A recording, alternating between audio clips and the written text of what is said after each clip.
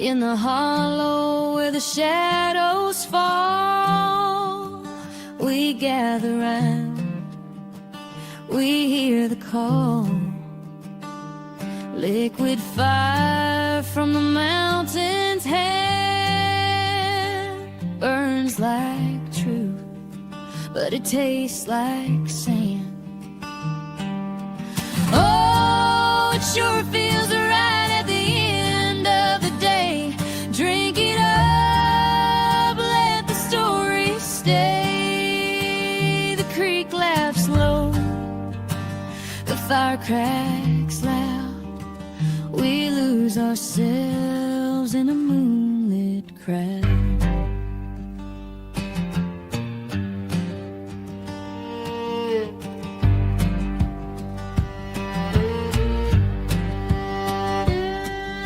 The air so thick it hums and sings,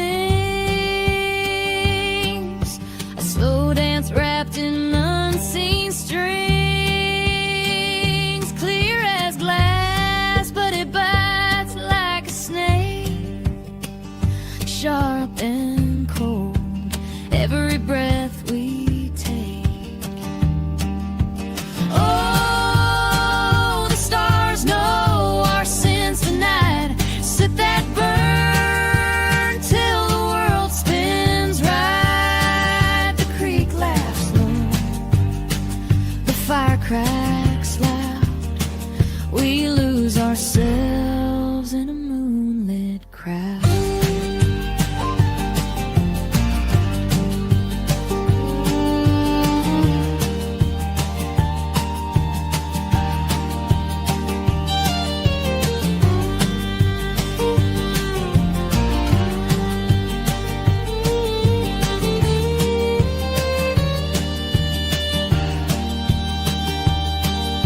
The mountain whispers secrets deep, the kind you tell.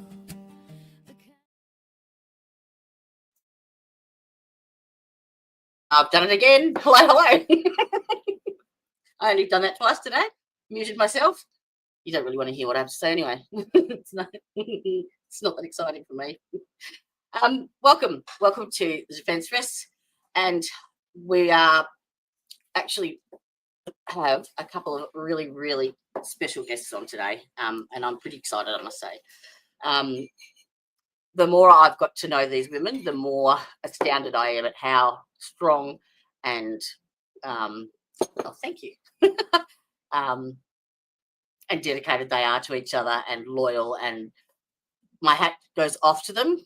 Now these are the women of Letcher County in Kentucky, and they've had a shit ride, and not just for the last few years.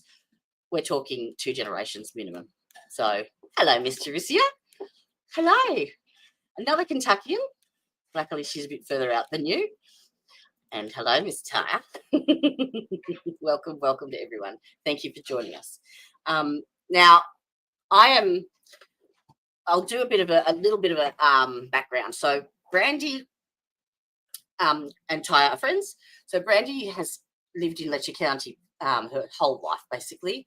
And she herself has witnessed the corruption for 2 generations, both inside and outside. So she's worked in with CPS as a foster parent, and then also she's been on the receiving end. Now, even though she does not at all possess a criminal record whatsoever, she has been harassed her entire life. Why? Because she has basically worked as an underground advocate running safe houses for these women. That's why. And that cuts into their bank balance, their profits. Okay? The system is designed to feed itself, and they perpetuate it with court orders, basically. So if you go in as a juvenile and a DUI or a drug charge or whatever, you're court mandated to go to some form of rehab. And guess what? You're in the system, and they don't want you to get out because that takes their money away. So with Brandy doing what she does and still does, that basically cut their profit margins, and so they have pretty much waged war on her and her family and her friends. So in saying that, in 2023, Judge Mullins, yes, him, basically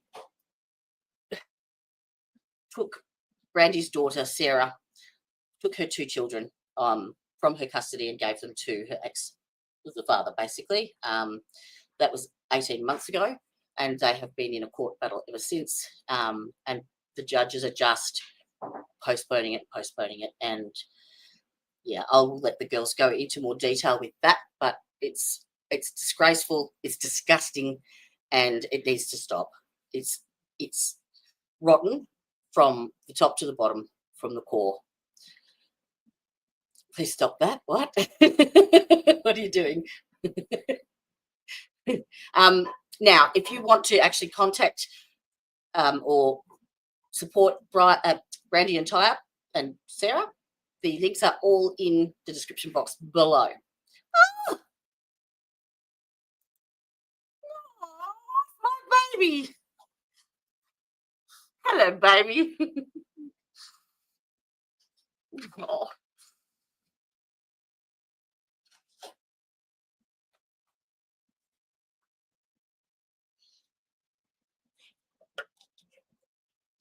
Sorry.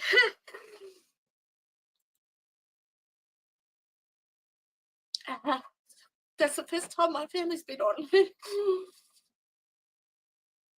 All right, I'm going to bring up these girls so I can have a look.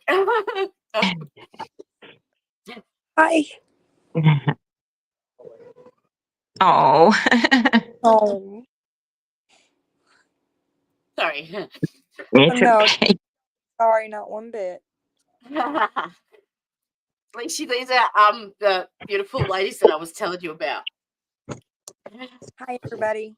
She's Hi. disgusted. Sorry, welcome. This is Sarah and Brandy. Sarah is Brandy's daughter, who's children with the husband. All right. Take it. You go. Hi, everybody. Last year in 2024, the beginning of 2024 in May, my ex-husband decided one weekend with, okay, a little backstory before that. We had separated the year my daughter was born in 2021. And we had tried it again at the end of 2023, and then we separated again. So May of last year, next year after we had tried, I gotten with somebody new, and he was with somebody new and all that. Yeah, but he didn't want you to be with someone new, did he? He didn't like the person I was with. So one weekend I was letting her visit his family because just because me and him separated don't mean I got to separate the kids from their family. You know what I mean? So we always made sure that they kept that strong bond with their other family because I share custody of my son with his mother. Yep. So we always kept that line. So that way both kids were with each other, no separation, them being Family. From family. Family first. It's always been family first. Absolutely. So in May of last year, he decided one weekend, actually the day that he got baptized on a Sunday, he wasn't going to return her. How old were they, Sarah? Huh? How old were they? She had just turned 3. 4. No, 3. She just turned 3. Just turned 4. So she just turned 3 the month before that. Tony was 6 still. So that weekend he decided he wasn't going to return her. So I was at work whenever, because he didn't notify me. He notified my mom. Yeah, I live. What, just to say, don't bother come and pick them up? Yeah, pretty much. Yeah, So, and apologizing and telling, he was sorry and never keep them from me. And was with her brother, and that's a big key into this next part. So he decided he was going to keep her. I left work immediately. I couldn't. I started having a breakdown. I left work. I actually ended up losing that job because of all of this. But I had went to where they was, and I called the state police. Well, the state policeman got there. I was able to show proof that he wasn't he wasn't in her life frequently for the first 3 years of her life. He would be Oh, so in she'd it only because got random visits still. yeah. No. Wow. She would visit his mother. It wasn't she was even Ugh. visiting him. Oh, We was It was taking her to his mother. And me and Yeah. her had worked the custody out so that the kids didn't have to, mhm. be around each other. Yeah. So Yeah. So it Trying to all do the worked right out. He thing. visits for a 6-month period of time. He was actually longer than 6 months. He was living in Tennessee with his girlfriend. But he wasn't involved in their lives unless he was around his family and they were there. But I called the state police, and even though he wasn't on the birth certificate, even though I was able to prove he wasn't consistently in their life, he had abandoned them for longer than a 6-month period, that because he was the known father since the hospital, he had the rights to keep her. So I Really? asked what to do. He said the state policeman Taylor of Hazard, Kentucky State Police Post told me that it was whoever made it to the courthouse, the county attorney's office first to get charges. So that next Monday, he beat me there by 10 minutes. Had already got the paperwork up, said that I had threatened his life, this and that. I was able to show the judge when we went for that I didn't threaten his life. I threatened to put him in jail for taking my child. I have all the messages. I threatened to put him in jail. Even said, Jimmy, this isn't right. You're going to hurt the children. Nobody cared about their opinion. So the judge had granted us from where I was able to show that I didn't threaten him, so I didn't get charged with terroristic threatening. Oh he my agreed God. to give Really? a For civil fuck's restraining. sake. So that day, even my lawyers, everybody has even said that day that Kevin Mullins was supposed to give Scarlett back to me, have him return her to me, and then take us to child custody court. because They there just was no Yes. allegations. There was no Yes. allegations of Yes. abuse. There was no allegations of neglect. There was no allegations of any kind. And We they weren't don't even like to involved put with the them. children with my someone that they boyfriend. don't know either. So it's just a big mess. But Do you think he was he tipped off to do that? I Or was have that on his own? seeing that both families have such good ties in the courthouse, yes. And at that time he had just, and there was bragging that he bragged publicly. He was doing car detailing at that time, and he had just done Kevin Mullins' family's cars. Okay. And a guy like bragging about it. Yeah. Yeah. So there's witnesses to that. But they decided to send us straight to family court instead of returning her. They made me agree to supervised visitation that day, which they didn't give me. I didn't get granted that until this all started in May. But the first court session happened at the beginning of June. And then from there, I did not see my daughter This for year the first time or last year? in November. This was last year. So it's still This going. last year. So you It's you haven't seen her for 18 months? No, they let me start seeing her in November, and then in January I got granted unsupervised visitation. Every And other then week. every other weekend. So I'd only got to see her 2 weekends a month. I mean, it was ridiculous. I've been able to take to the courts videos of him driving 2 hours away with her in the car, attacking people, shooting at people. I have been able to show pictures of abuse. I have been able to show proof of his abuse. I have been able to take to the courts him having EPOs for abusing other women. Yeah. I've done everything I possibly can to show that But he's you can't fit. take this to. I mean, you can't take this to another court either. You're stuck with Nope. the court and the judge that you've got. Yeah. Yep. We do a change. And then once you even mention that, most times the judge gets angry and then you just get penalized. Yeah. We was told that we was abusing the system because really? they was. Oh yeah, When we had. Our current judge that is now our judge, because at that time our judge was Daniel Dotson. So our current judge now. Dotson was a judge. Dotson was the child custody judge at the time. He was. What it was is he was appointed as family court commissioner, which, he dealt with divorces and custody and things, anything related to families and I think juveniles was still downstairs, but so it was an appointed position. So when I went for the emergency order, Appointed, it not went to voted. the actual family judge. But it went to him, and he signed the order because the county attorney's office, everybody that's seen the video, even social services, agreed he risked her life. Even if she wasn't in the vehicle like he claims, there was 2 other children in the vehicle. He had firearms, unsafe around Yeah. children. Was shooting. He drove to somebody's house 2 hours away to fight them. I had the full video. The people sent me the full video of it. So there's And not they a higher granted court the that you can go to? We thought. We thought. But we went to court for it. He didn't even show up to that court session.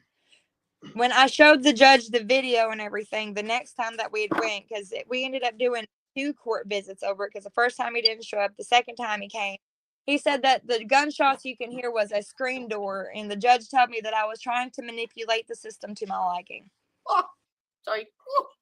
Sorry. Stop. I'm sorry.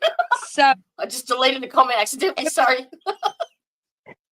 It's stuff that you don't expect to happen. It's one of these things you take them proof.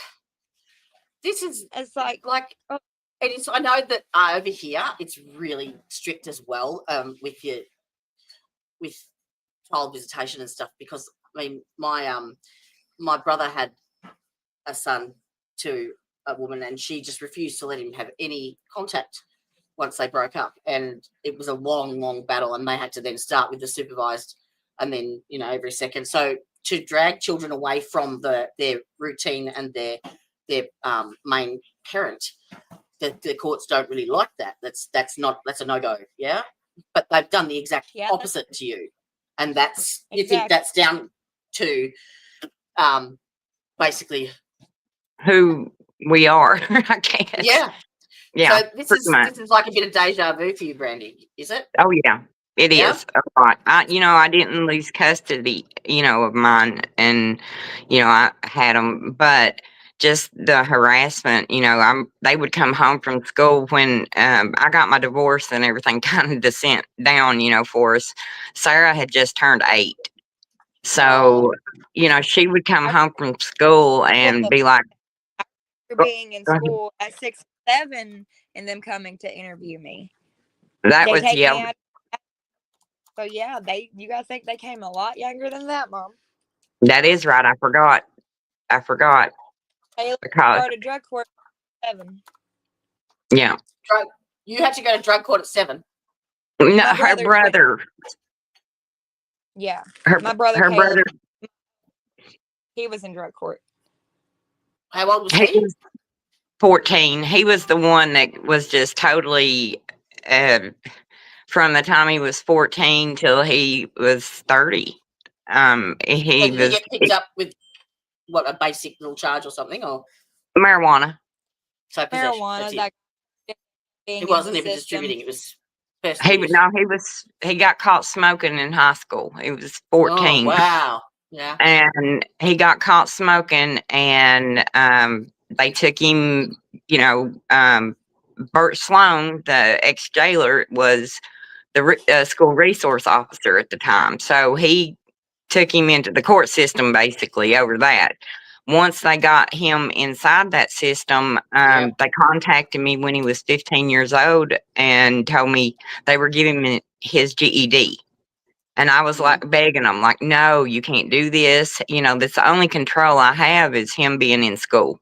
Don't take that from me. And they did anyway. They told me he didn't belong to me. So there's a long line of, just abuse that we've suffered through his juvenile and adult and everything, and put us in a lot of the positions that we're in. Was that under Mullins, or was that under the judge before as well? Well, when he first went into drug court as a juvenile, Mullins was the county attorney, I think. Type, I'm wrong, But best I remember, he was the county attorney, Mickey was the bailiff, and a judge named Jim Woods was the downstairs judge at the time. So the judge before Mullins. And So was Mullins the felony judge? Yeah. he was downstairs. So I don't know, it'd be misdemeanors, wouldn't it? County attorney. Yeah. And I like. Sorry. Thefts, the abuse, domestics, stuff like that. Yeah. So it would. I think it was. That was back then. Yeah. Was that back then? Yeah. So like when he was shot, was he then did he progress to the felony judge? No, he was still a downstairs district. He was downstairs district judge still. I mean, and the same judge is still up there. The one upstairs is the same one that's been there. Yep. Yeah.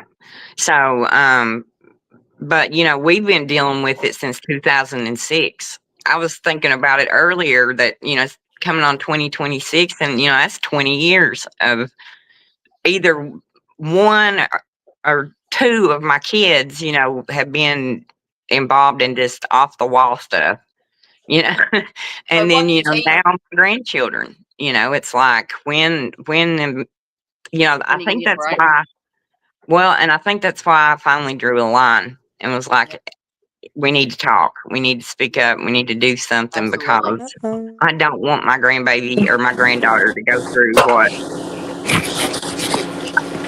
Sarah?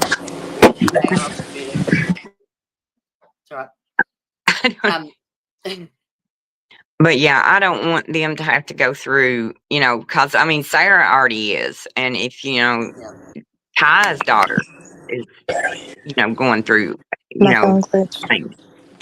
No, we can hear you, baby. You guys, like, I've got my phone turned all the way up and I can't hear you guys. We can hear you. Go out. Can you hear me? Go out. I can hear you guys, but very lightly. My speaker glitched out. Yeah, I think your camera did too. Go out and come back in. Refresh your page and I'll bring you back in. Okay. But I think, you know, I think that's why I'm so like dedicated to it. You know, I don't live in Letcher County anymore, and I, you know, other than going back for my grandkids, you know, I'm kind of away from it. But you know, there's so many people being done wrong and suffering, and you know, don't know where to turn or what to do or who to trust, and so, you know, it's put, you know, it's kind of like flashbacks, you know. Yeah. Well, what was it that you were called? Everyone's witness. Oh, that for the last 20 years. Yeah, we can see you. Well, kind of. Yeah. Okay. But you know, for 20 years, our family has been dealing with it. You know. Yeah. They went all the way. Not because you're doing anything illegal. No. And they knew who you were because you're involved with CPS in the first place. You were fostering children. Yeah. So I mean, it was one of on Mom a lot just for the fact that all of Caleb's friends and everybody, like Tya, Alexis Bentley, all of them, they all came to our house. Mom was always the safe space. Yep. The shoulder to cry on, the place if you're hungry, if you need a shirt to put on your back. Bless her. Mom always provided that for everybody in Letcher County. If you can ask somebody in my brother's age range group and go, you know, Brandy Davis, and they go, that's my mom.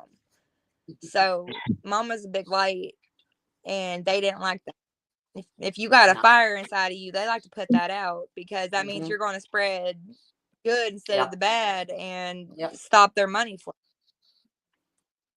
So I remember Bert Sloan. Sorry. Yes, Mr. Sloan. I remember him coming to the house just because he had a crush on Mom. Bert Sloan, he used to be the jailer before his brother, Brian Sloan. He was a cop at that time. But Mr. Bert, he had a thing for Mom, so he'd come to the house all the time for Caleb. And I remember going to school and going, Bert Sloan comes to talk to my mommy. But they all, there's stories on all of them. I've been there, you know. I put up with a lot. I have. I'm not But surprised. But do you want to take us back to like when you met and how you met Tya when she was 16? Is that right? well, actually, I knew Ty when she was little. Her, my dad is a retired school teacher, so he taught most of these kids that went through a lot of this. He taught most of them, and I think what, fourth grade, Sarah? Was he Right aware around. what was going on? No, all this coming out has absolutely just floored him, because So he didn't know There until was you a guys lot of came out, kids. until the judge was There was a shot. lot of kids. right, Yeah, there's a lot of kids that my papa knew their stories and background and what was going on back home because he was a safe space for a lot of people back home too, as a teacher and a social worker. So he's got background with both of it with some of the kids. But with Ty especially, like he taught her in school. So a lot of the stuff finding out what happened to her from where he wasn't, she hadn't And he told had him no idea. back then. It broke his heart. Those are yeah, his kids too. yeah. So he, kind of like me, he don't have a problem if somebody needs a place to stay. They just come, and we take care of them and then figure it out. So that's just how I was kind of raised, and that's kind of how I raised my children to be. Yep. And I I'm kind of had a halfway house for a while when I had a place back in Jenkins. So you take yeah, care of those that need taken care of, even if you don't get back, because Absolutely. that's what God leads you to do. but yeah, I met Ty when she had just had her twins. Like me and her actually, like hanging out or whatever, and her coming to my house and stuff. She had just had the twins, and she was going through hell. What? I mean, really. And she didn't know what to do, where to go. I mean, it was just one of them things. And so that we just kind of clicked. She, like I said, she was I one of said my that he son's left her friends. after school sometimes to give her a break from home. Yeah, She's in the comments. yeah. So who was looking after the kids? Hang on, kept in school? Who now? What now? Sorry, no, with what? Sorry, I'm sorry. Oh, I jumped back to. I thought you were talking about the twins. No, it's okay. He would keep Tya No. at school to give her a break from her home life. Yeah. Is that right? Okay. Yeah. Yeah, I'm with you. Yeah. So, but, everybody knows Dad, knows, the kind of person he is and everything. And I think, it all this going on, because we just never talked about stuff. We were raised in a culture, me and Ty was talking about it the other day, that we don't talk about stuff. Really? Yeah. Things are like family.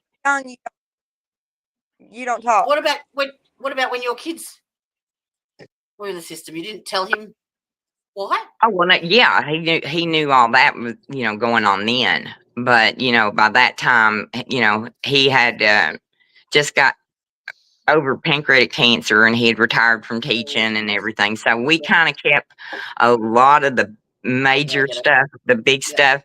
We didn't like throw it on him and Mom because, at that time they had enough. So we tried to always just deal with it ourselves, and so I guess that's why we're stubborn and independent but that's now. the culture back home.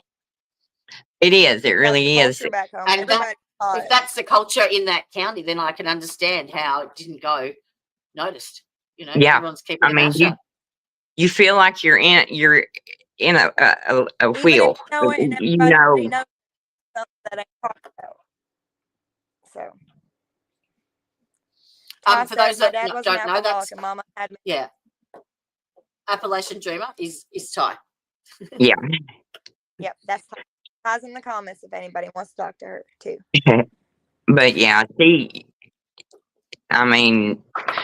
can't, if she needs help or just wants to get away for a day or two, she comes here, she knows. Oh, I've seen it. Yeah. So, Honestly, that's the way for all the friends back home. If they need a break, if they need us, we're just we always try to. Yeah. Now, I will say, like, my close community here in this in this channel, there's a lot, in fact, quite a lot of women who have experienced domestic violence and abuse as well. So amongst them, so that's why you probably get a bit more of my empathy as well. But so you are in a safe place here, and my mods have been they've been well informed to wield their wrench. There is no warnings in this channel. None. You don't get a warning if you're out of line. You just don't come back. Okay. Bye bye. Exactly. So yes, it's a very, very safe place here, and you are very well supported. Well, as much as Thank we can you, guys. from here. So Yeah. okay, so then your son Oh, was clip. in. Nice way. Oh, it did it again. I'll just mute her until she's ready. And she can come. Oh, she'll come back up. So what was that? Every 2 or 3 weeks I go, Davis. Yeah. It's just If place to your rest. I had the money, I'd do it too. Yeah. We had, but when the kids were growing up and going through all this, the harassment that I got, they would eat everything in the world was said, and I hate that my kids had to go through that, Yeah. because I know between me and their dad, we probably embarrassed them, enough, but Good. to have But it's the just sad that it comes down to the almighty dollar. Everyone's every bit got of a it, price. every bit of And it. that it's absolutely disgusting. So you weren't involved in all the stuff that's coming out now, although you knew of it. Is Yes. that right, Judge Mullins? Yes. Yeah. Yeah. The Okay. girl, like I said, for the girls was, at my house, a lot and everything. And they, Ty, Lexi, and, those are the 2 names I use because there's probably 50 more, but I don't, Yep. you know what I mean? You know the other 2 that have come forward as well, is Gemma and Jamie? Yes. Well, now I know Gemma, real good, and Jamie, I don't know her. From her interview, I think it was probably more her mum. Well, I think I knew her mom, but to say that they was ever at my house or anything, I think she's a lot younger. She's more like Yeah. Sarah's Yeah. age group, and because most of the kids that was at the house are in their 30s now, so and most of them are still in the county, still in and out of jail. It's like they took this group of kids and just raked them over the coals, and continue to petty. And then you've got nowhere to go either. Like if your court system and your police system is corrupt, then who do you turn to? Right. Where do you go?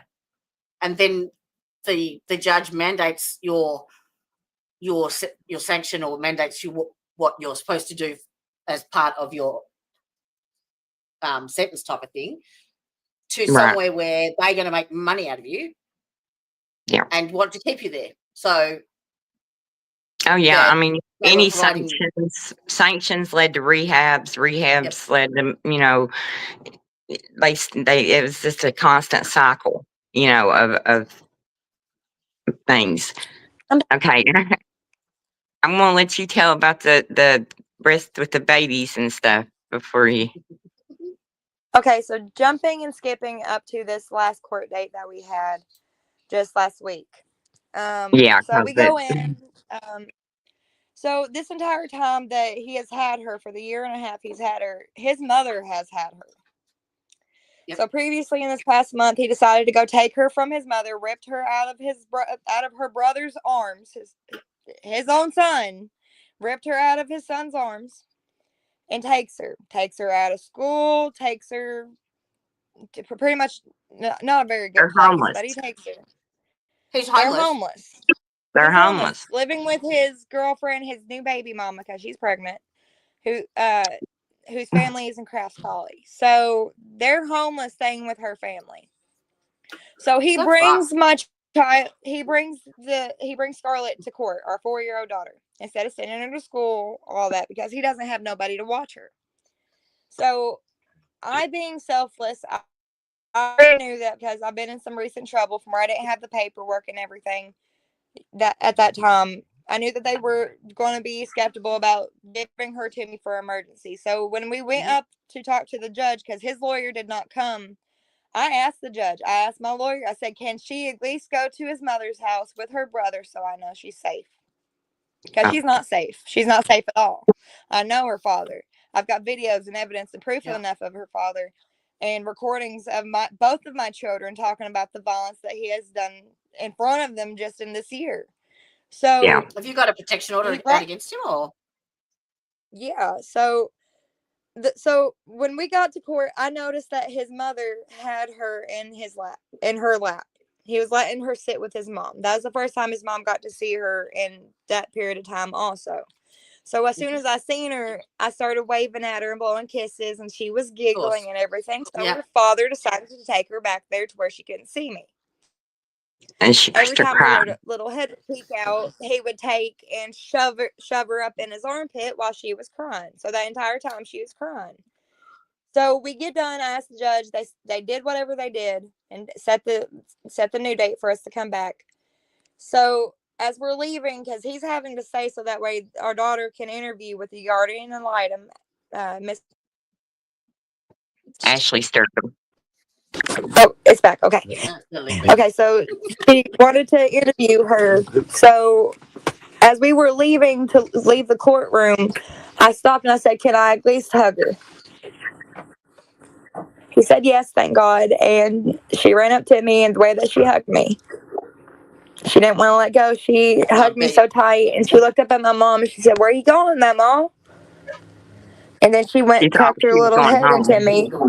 Me and her were crying together, and I kept telling her, it's okay. Everything's going to be all right. You're strong. Everything's going to be okay. Everything's going to be okay. And his mom went to walk towards us because mom hadn't even got to give her a hug yet, which I still feel bad for. But his mom went to walk over. Got kisses. And he jumps up and automatically, mind you, the judge has already started a new session with somebody else.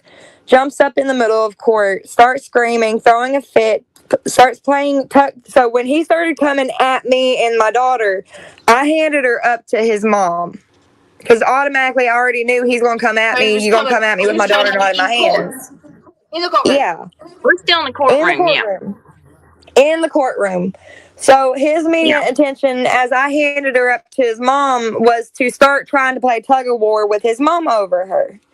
So the bailiff comes over, pushes us all out. As she's in his mom's arms, crying, screaming, I keep telling her, baby, cover your ears, don't listen. Cover your ears, don't listen. I love you. It's going to be okay. Cover your ears. So at that point, my lawyer drags me away as she starts recording. Well, she got on video, him threatening the bailiff, all of it. Then he threatened my lawyer's life. And then my lawyer forced us to leave the courtroom. Like, she followed us out to make sure that, like, I left because it was such a bad situation.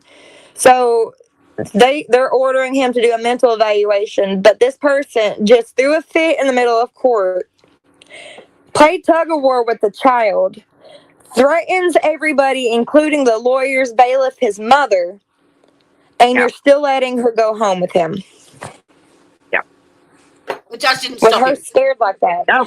In that moment, the defeated feeling I feel. Anything? Huh? Did he say anything? Nope. Sent the bailiff to take us outside. And the bailiff, what did the bailiff think? Bailiff didn't say anything? Nope, they didn't do nothing. The only thing they did was say that he had to do a mental evaluation. But at that point, if you think that he needs a mental evaluation, why are you still sending the child home with him? In that moment, being a mother, not being able to protect your child, not being able to comfort your child, not being able to hold your baby and tell her it's okay and it actually be okay. I was in such a distraught state. We went home and I had to go to sleep. I had to. I couldn't. What do you do as a mother? When you're fit, you've showed them you're fit, you're caring, you want to be there. You actually want to be there, not forced to be there. You want to be there. And But they then don't taken want to off hear you for your no voice. reason What at point all. is it going to take? What point is it going to take for them to take this seriously? I've showed abuse. I showed proof of it. I've took pictures. I've took videos. I've done it all. What is it going to take? Is it going to take my child getting hurt? Is it going to We take have Yes. even her life for them to we take have it seriously? even I'm just posted messages of his own family saying he's not safe. Really? You know, oh yeah, his family has come to me and basically told me I just need to forget about my children. What move Until on. the he started acting fuck? psycho and ran off with her again. Oh, And then now they want I don't know help, but they've put us through the ringer with this But the with the one thing baby. that I will make how have clear, you not though, stabbed? even with How have you all not of stabbed the her in the eye hurt with a they, chopstick? huh? How have you not stabbed her in the eye with a chopstick? It's hard some days. The biggest thing about it is even with all the hurt and pain that they've caused on me, keeping my kids alienated from me, even with all of it, even though they've hurt the kids doing this, I still wouldn't keep my kids from them. If they told me the next court visit that I get both of them clear and free and I never would have to let them see them another day in their lives, I would still make it to where my kids Still, can see their other family because that would just hurt my children. And that's a All the testament to times up before there's this, not all the many parents times out where there. I could have either protected my life from him or had him put in jail because he attacked me when I worked in the jail. I saved him from getting a 20-year sentence on assault on an officer. Oh, that's I right. didn't So want my kids. you were interviewed the same day as Tya with Ben Yep, and yep, you were the one yep, with with Ben that or went to the Brian. jail, Brian. sitting at the table. Yep, yep. Yeah, Okay, name to your face. yep. Cool. But yeah, that's me. But even when I worked at the jail, he came to the jail multiple times. One time it was on New Year's Eve. He was drunk. He came up from the bar, him and his brother. His brother yeah, wouldn't even walk in the jail. And he tried to break into the jail, the guarded door, to get into the jail to me. That would, like, but I have I, all this proof and everything, and then they still, like, what has to happen? What has to happen Yeah, to my what child does for them have to to take it happen? seriously? What happens like with CPS? So can you not go to them, or they I have to well, do it have. themselves? we We started my visitation. Got to do supervised visitation starting out there for the first 2 months. I showed them proof of abuse. Every time they brought her in there dirty, I made them come and look. Everything. I've got on video her even telling me that if she asked daddy about me, she would get in trouble. I have it That's all. parental I would show alienation. the. That's illegal. It's illegal. yeah, Even down to this past time. So Can you not have him charged? they have kept me from 4 visits. yeah. So that's Now, contempt of court. is this Daniel Dotson? Now No, not now. he He's on It's retired. the disability, other unfortunately, one. isn't he? Has he gone on He disability? Yep. So, he retired back in the spring. Which at that point, instead of our case continuing from where it was at that point, we had to start over again. Like almost a year into it. They So didn't even why finish didn't our they hand over the files? divorce. what, Why couldn't they Yeah, just Sarah? we get over got the all the files? we got it. I have no clue. I have no clue why they haven't done it. It's to the point my witness has had to drive from Tennessee over 14 times. 14 times Altogether, for them to just keep rescheduling and pushing it. we go in and they'll reschedule it from anywhere from 3 to 6 weeks, just somewhere in that For time no zone. reason. If Just anybody wants to check out some of the videos that I have of the abuse or even the messages, you can check Send my them. TikTok out. I'll Email them to send me, them. Sarah. I'll show them all. But I'll definitely send them to you. But but I'll yeah, give my she TikTok had handle just in case anybody. It is Sarah Davis, SarahDavis 4915. And I've got the videos on there of him attacking me, attacking his ex-girlfriend. He broke into her house drunk, fled from the cops that night, wrecked, ended up in the hospital. I showed them the video of him even threatening her children in the video, threatening her children after breaking into her house, disabled her vehicle to the point she had to get rid of it. Now everybody has Still seen nothing. these videos. The judges, the guardian ad litem, the attorneys. Everybody's seen Everybody, these. We have. social What does your services, attorney say? everybody, to go through the court system, to bear it out and Joe go Horror. through it Really? and continue to do it. Keep Continue to fighting, fight. stay strong. That's I know all. that the attorneys and stuff, the higher ups are part of it, but what about your attorney? I can't really speak too much on that. That kind of answered. Yeah. Yep, Yeah, but yep. And you can't I go don't out. know. I Yeah. think him threatening her really showed Might her put a that fire in her butt. we were being serious. I don't know if she just thought we was making a lot of, making it Well, her sound seeing worse. the abuse too, she sees everything. I mean, these Yeah. people have harassed me on Facebook. His family has harassed me on Facebook. I have messages of his family threatening to physically assault me. I've had this man hold guns on me. I have had this man hold guns on his ex-girlfriend in front of her children and go, "I'm going to kill your mommy." So what? In front of your children. It was in front In of her front of all children. the It was children. In front of her children. so yeah. He's very, very unstable, and I mean he presented in court the other day how unstable he really is, and they still told us to go, and left her with him, and it's just so disheartening. There's no reason whatsoever. I told What are Sarah, you I said, supposed to tell your baby when they ask when Yeah. they get to come Yeah. home and you don't have an answer? What are you supposed to we say? don't, because she And thought they're that not going to understand. I had come to get her because Yeah. ever since this happened At, and we at started the getting, she would look at at me the and point tell of him me, taking her, she had only once in her lifetime ever heard an argument, and it was between me and her father. It was when we had gotten back together. He had moved in with me and my family, and we had an argument. And even with us getting barely loud, she was so scared that she covered her ears, went in the corner, and kept saying stop. That was the first and only time she has ever heard an argument up until him taking her. And since he has taken her, she has had to see violence. Her attitude has changed. Her mental state has changed. He's changed my baby. That's that same little What does his safe little mother have to girl. say about it? What does his mother say? Like, is She she wants her. enabling him? The only thing that she wants, it isn't about what the kids want. It doesn't matter about their safety because she's already proven that she will put her son first. It's not about anything about. The only thing that she cares about is herself. She's the one who actually made the comment to me before he ran off with Scarlett again that I just needed to forget them. I just needed to forget them. Mind you, I've had a hysterectomy. I went through cervical cancer in the year 2023, and I had a hysterectomy, and I can't have any more babies. He's got another one on the way. He didn't want his first two. He even mentioned to everybody that his son is like a brother, and he wanted nothing to do with Scarlett. I found the planners of the year 2020 and 2021, the little year planner, where I marked down my fertility days. I took fertility pills. I planned very hard for Scarlett.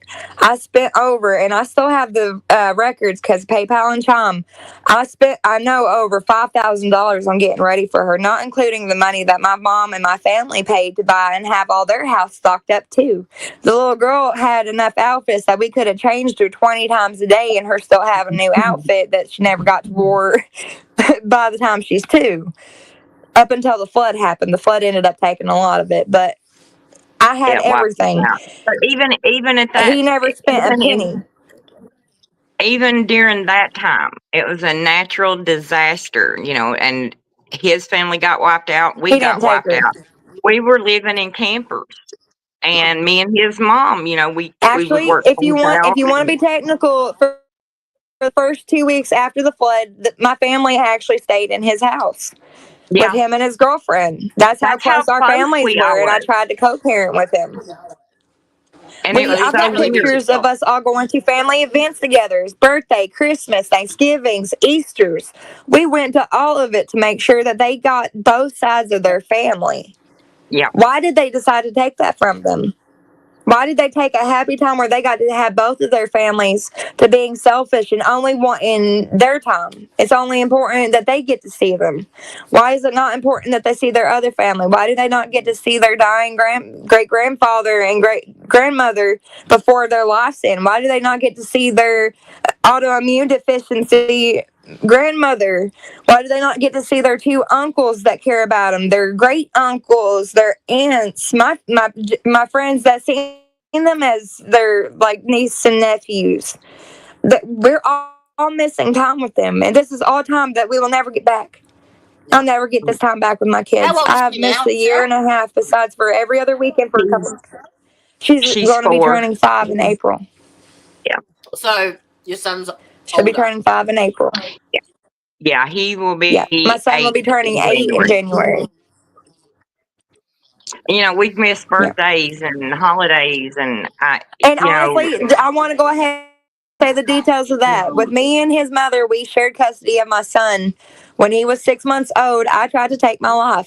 He wasn't in the house. I didn't try to hurt him. I tried to take my life. And at that time, she was somebody that I thought I could trust. She tricked me into signing custodialship, which was supposed to be a medical thing. That's all in the paperwork.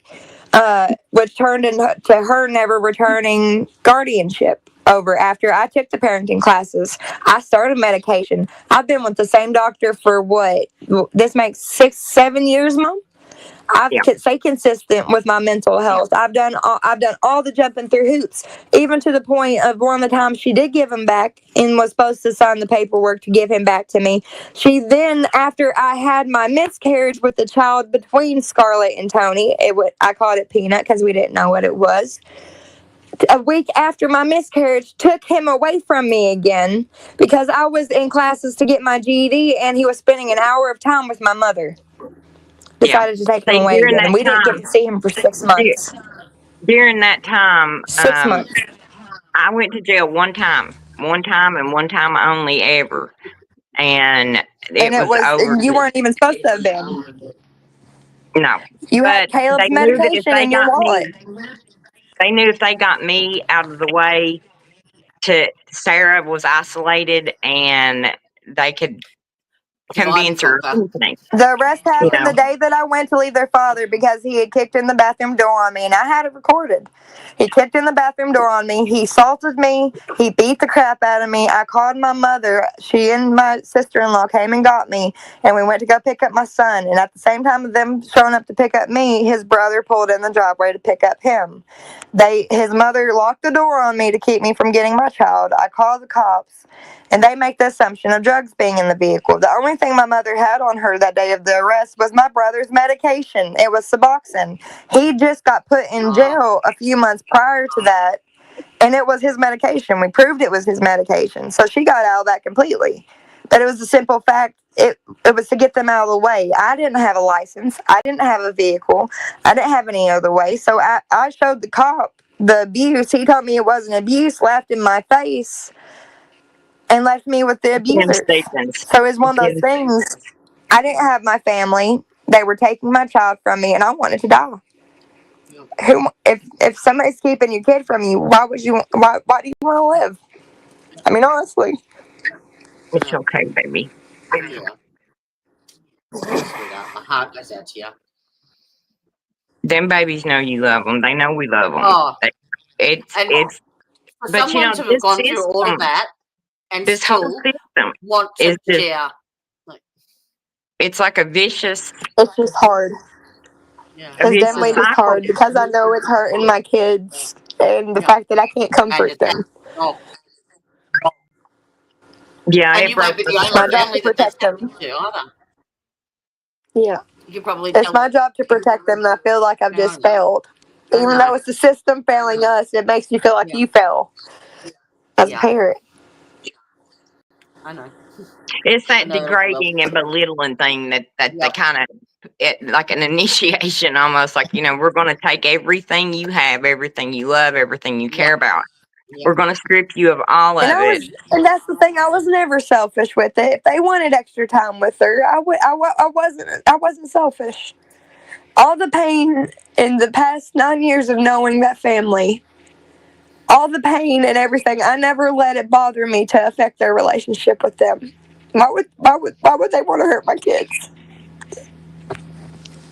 So do you think that someone planted that seed in his head? His mom. She wanted both of the kids. And she planted the seed, and she got the first year and a half until he just took off with her. So have you got a protection order against him or anything? We have a civil restraining order to where we can still talk to each other, but if anything pops off, it activates the restraining order And part of it, I guess. You can't use what happened in the court last week as a violation of that? It should be. That should have violated it. He's threatened me in his mother's driveway to pick up the children, and it's on videotape on his mom's security cameras. Him threatening my life of, you better get out of the driveway, and I'm here to pick up the kids, and the kids are in the vehicle, and you're threatening my life. So who do you take that to activate it? The sheriff? It would be the county attorney for them to take it before the judge, and that's where I keep getting told that I'm just trying to manipulate the system. You go around in circles. Yeah, literally, because they're not going to make anything easy. I feel like a dog chasing its tail. Because they'll send us from this one to this one to this one, and or tell us there's nothing we can do. You have to wait. You have to wait till the next time in court. Or social services tell you, well, we don't know why did they take you? Why are they allowing this? Them even questioning it, and it's like, okay, well, why are you guys not doing anything? If you don't even understand why she's not with me, you're telling me there's no allegations, that there's no accusal of abuse, none of it. I'm able to show you she was fit, happy, she was fed. When I hugged her in court, I could feel that my child's lost weight. Where's she missing food at? Are you not giving her breakfast? Are you not giving her lunch? Are you not giving her dinner? What are you not giving my baby? This has been a nightmare. And we don't know how to get out of it. Well, they not gave us the way out. It just continues to drag on and on and on. And these alienation of a parent or a grandparent is abuse. It's detrimental. Absolutely. And nobody, even the guardian ad litem, none of them are taking this into consideration. None of them are taking into consideration. Nobody's thinking of their mental health. At 3 years old, I talked to my ex-mother-in-law. I talked to Kim about putting my son into therapy because he already had abandonment issues because of how much she's yo-yoed him out of my life. He came to me at 3 years old and told me, Mommy, I don't want to live anymore. Oh. So how does he feel now about to turn 8, being kept from Mommy? Just 2 months ago, I have a recording of him even saying he wanted to be home. That he wants to be with his mommy so he can have everybody because he knows I wouldn't keep them from them. So how is this what's best? How is keeping them from me what's best? All it's doing is hurting them. All it's doing is breaking their hearts. And Sarah has never, or me, been accused of, I'll tell you what, there's been one time I whipped my son. And that's because Daddy laid a gun on the ground. Thank God it was empty, but he picked it up. And we just brought Scarlett home that day from the hospital. And he picked it up and pointed it at me and a sissy. I handed her off and I busted his butt. And I sat there and I cried with him. And that was the one and only time that I have had to whoop my son. Scarlett don't even get whooped. It wasn't a whooping. I was there. It was more of a fork on the diaper. But, but still. It was hard, but she wanted him to learn. My son can sit and even tell you, Mommy sits and talks to us. Mommy explains it to us, and if not, they go in timeout. They go into a corner. They hate staying in that corner more than they hate getting their butt whooped. You're taking that time where they can't play on the tablet. They get mad about that. Are they going to school? Uh, she was when she was with his mother, but Tony's Yeah. in school. Tony has always left school. Even before he was in school, he would get excited whenever his uncle Elijah would get on the bus in the mornings and say that he was ready to be on the big boy bus with Elijah. So he loves school. He don't like it much now that nobody knows he has to get up every morning Homework. that early. He Yeah, told the me novelty wears off fairly homework. quick. But he loves it. So But And what he's is the brilliant. stop? If that there's in no my court mind, orders and there's nothing to stop you, what is there stopping you from going to school and picking him up and not taking him back? Do the same. Honestly, just the fear. with the fear retaliation that we think we would because So get. you, she is the de facto guardian, but I still have my full rights. okay. And so, another thing with the school stuff too, there's a Thank level you, of Teresa. protection with school. Mhm. Scarlett being in school, they're mandated reporters and stuff Yep, at yep. school. So by him And does taking anyone her put any out of school, This is the second time in that's a year another period that line. he's ripped her out of school. Yeah. This Has is the the second. school said or done anything in writing? It's literally he keeps doing They all just these won't send her. things. He keeps doing all these things that should show unfit, like taking her out of school twice, And no and he one's keeps reporting. getting away with it. Nobody Getting does the thing. nothing. Nothing. He went to jail also during this time. I mean, there's no, I don't know. To me, and then you feel helpless because where are we going to go? No attorney will touch a custody case. I mean, it's just like, oh, nope. It's such a complicated custody case, also, Right. that nobody wants to deal with it. I'm lucky that my lawyer took me on, and I honestly understand why she doesn't really want to fool with it. I wouldn't want to fool with all this either. It's such a complete and total mess. So can you go outside of the county, or will they let them will they let them represent you in that, or can you ask for it to be seen in another county? It just Do you know? even asking to take it out of their courts period, the judges have to sign off and agree to it, and they take it as a insult. personal. They take it very personal. So we was He needs told to that go. would He needs to probably. go.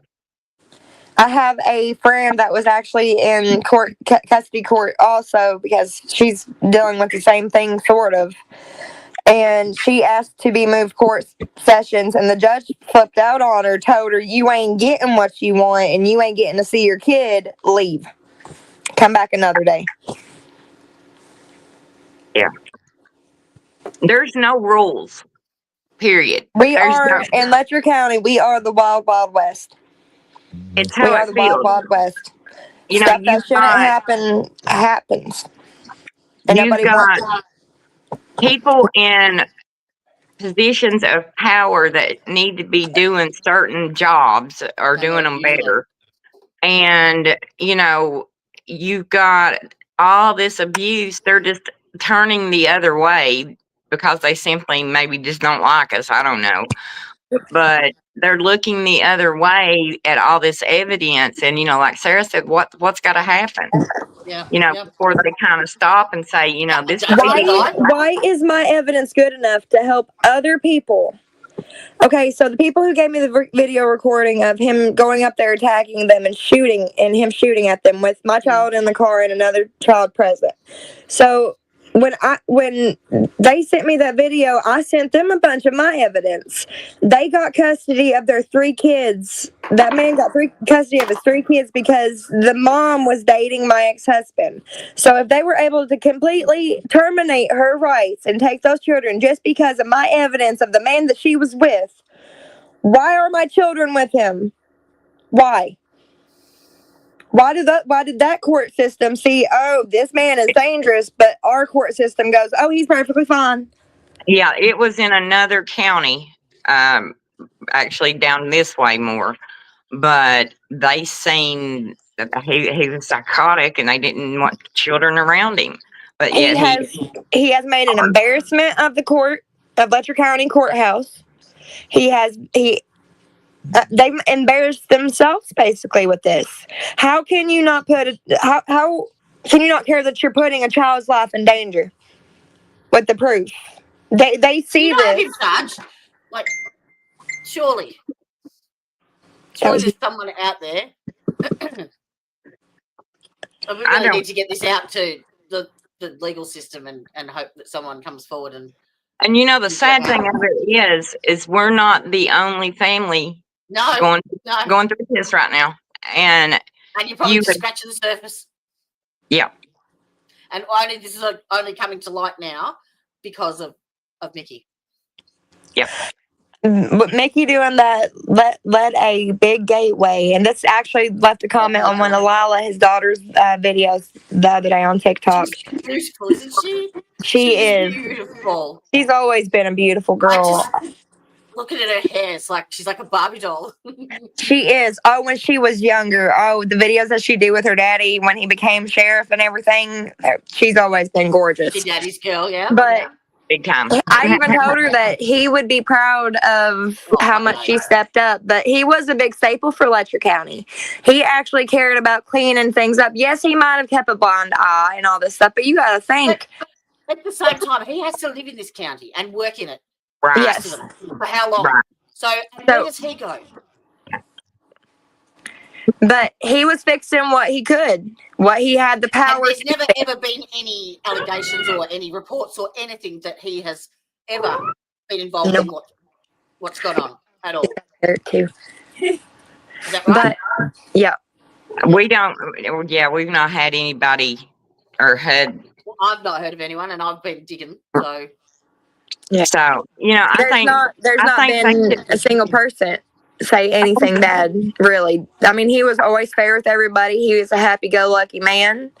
He treated I his think they workers took fair. advantage. I think they took advantage of him, his kindness. They, because I know that I feel like he felt his family was threatened, and They were. he had to They do what he were. had to do. He had to do what he had to do. He didn't have to do it in that way, in that manner. I'm not condoning it, but he did what he felt like he needed to do, and that opened a door for all of us victims. I even told Lala, I said, "You should be proud. You should be proud that your father Absolutely. opened the door for all these Yes. victims." Yeah, and then she has to put up with,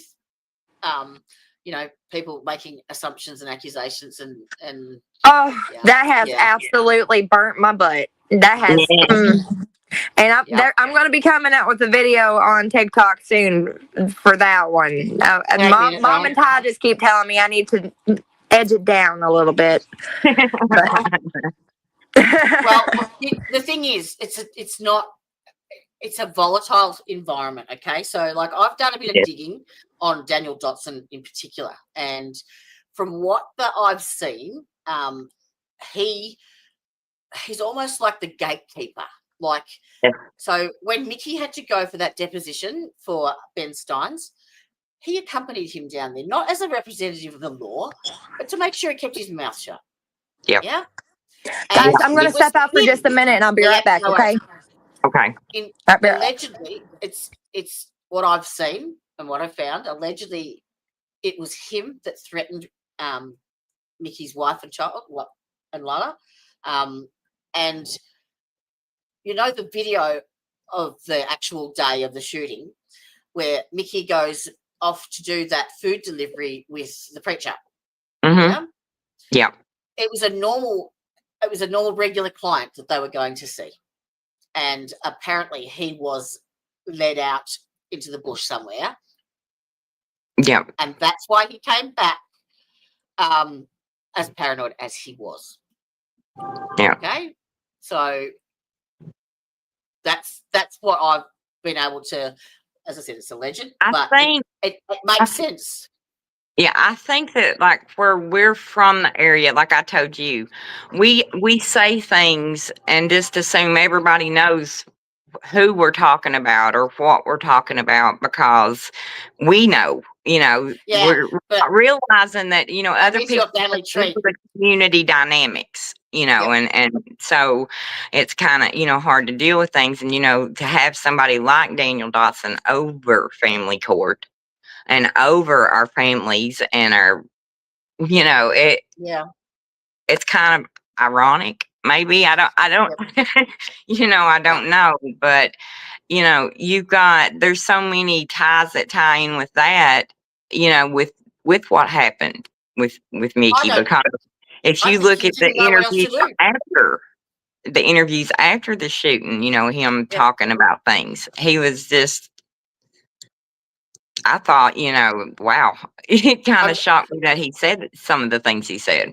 I wish that there was some audio in that video, and I wish someone, or even a lip reader or someone, to come and See, tell I've us said what was that the said, whole because time, yeah, a lip reader. yeah, But if because you know, like where we know them personally, we can watch that video and we kind of see, Yep. we can kind of, get a vibe of, well, Mickey's acting off, or yeah, yeah. and so, Well, to be on the outside looking and not know their personalities, mhm. it probably just looks like, what is going on, And I think Mickey probably thought this was his only way that he could get it. I mean, you take out the top pin, then the dominoes fall. That's my assumption of what he may have thought. Yeah, and Because you watch we, his behaviour after he comes back from lunch. No, after the shooting, and he goes outside, and yeah, the preacher man's out there, and I'm like, why is he keeping his distance? He's in the car park, like backing away from Mickey. yeah, Why? What's the point? Yeah. And and it was see him that that went out. I had questions about that too, because in my mind, those last people that was in the room with him, they left. If I had two friends going at each other, I would stand pretty close to the door, just in case Absolutely. something did happen. Yep. So, like, I kind of wondered how they didn't automatically know who did it. Because who was last in there, or who did they leave in there, So I always thought his actions were kind of Well, the smoking room was just strange. off to the back there too. Like, and you saw the video. Actually, I might try and find it in a second, but you see the video after Mickey leaves, and then the security guard, the grey-haired guy, sort of Yeah. like walks past and just glances and keeps walking. Like, Yeah, instead of rendering it's some okay. aid. Yeah, didn't check his pulse, nothing. It's like, oh yeah, no, it's a dead judge. I'll just keep going, see that every day. Like, Right. And there was still movement. I think someone had analyzed the video or something, and there was some movement still. So, he could have rendered some sort of aid, yeah. or The first thing you would do would be check his pulse and make sure he's okay. No, I'm just walking past. So, oh yeah. So a lot of that whole thing just is kind of wonky, and then you get stories that this happened or this was said or that, and there's no coincidence. All this revolved around that deposition, Oh, every for bit sure. of it. And that's And what. So they were scared that Mickey was going to open up and say something, basically, because that's where it all mess started. up. I think they was Yes, more worried yes. he would mess up and say something that would lead into another can of worms, or something like that. So, because And he's got no one to report to either. Like, he might know what's going on, but who the fuck does he tell? Like, yeah, right. Like I said, I always said, it's like he packed the whole town of secrets on his back. yeah. No Do wonder I he's got tell mental on this issues. person? Do I tell on this person? Who's the sacrifice this time? Who's So- going to have to take one for the team? And I kind of feel like he got the short straw this time. Yeah, absolutely. And look, by no means people aren't stupid. They know. They're not. They know. Like, they can put two and two together. Do you know what I mean? As far as Mickey goes, so these people throwing shit and shade where it doesn't need to be, that will dissipate. Don't worry, because he's got his whole life's reputation. He's been a bailiff there for how many years, and he's been, the elected the sheriff there for how long has he been elected sheriff? Gosh, it's been a while. 20 years he was bailiff for Mullins, wasn't it? Yeah, he was. He was the bailiff. Like I said, he was the bailiff for the judge before Mullins too. So, him and Mullins was in the courtroom as bailiff and a county attorney, I believe is what he was. So, Were they friends yeah. at any time? Yeah. I mean, I always assumed they was because, during breaks or whatever, they would talk in the courtroom and you'd see them, on the street or outside because Mullins would always be outside smoking Yes, most of the time. yes, So, yes.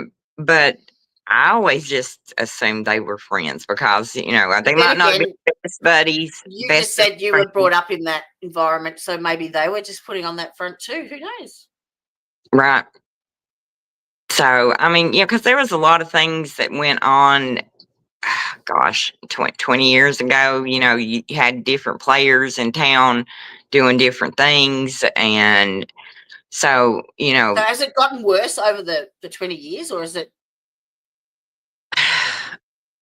it's about the same. I mean, I've been told all kinds of stories by, people that's like my dad's generation, about things that a certain judge did, that was definitely against the law, but, everybody just kind of looked the other direction. But I don't think there was a lot of, sexual things and stuff like that was going So on. that came more with Mullins. That I think so, honestly. Well, no, I think Dawson too. I mean, you had both of them kind of Okay. the ladies' men of Whitesburg, Yeah. kind of. So you had them both kind of, and and I think Daniel even come out and said that he was friends with Kevin. So, but So,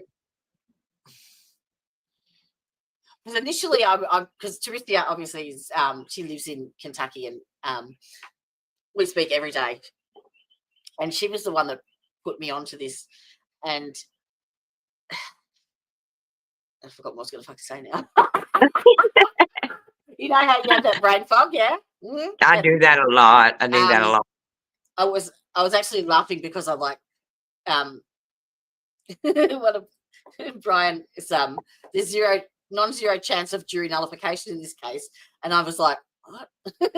And Tyler's gone, can you put that in layman's?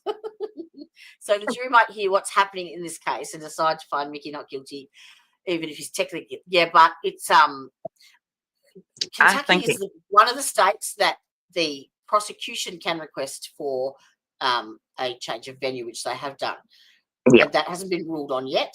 And I think the defense wants it to stay. Is that right? Yes. And I think it'll make a big difference because, our whole community, I'm not going to say the whole community, but a lot of the community feels kind of the way we did, about the whole situation. He shouldn't have handled it the way he did, but at that time, who knows what was going through his mind? Who knows? Huh? You're talking about Mickey? Yeah, Mickey. Yeah. Look, no one's condoning his actions, but you can, if you're in that same place, understand. You can, yeah. Yeah, definitely. Because if it, come down to my family or that, that not even no questions asked. No questions asked. No. Mm-mm. And so, but like I said, I think that the pressure of that deposition and everything going on, because you don't know. No one knew, did they? Our little town, the way it works, so you can guarantee you for the week leading up to it, every one of them pulled him aside. Now, hey, Mickey, man, kind of those kind of situations. Yep. And I would say the stress would, my MS, I'd be done for that kind of level of stress, because and the whole thing was, kind of depended on what he said.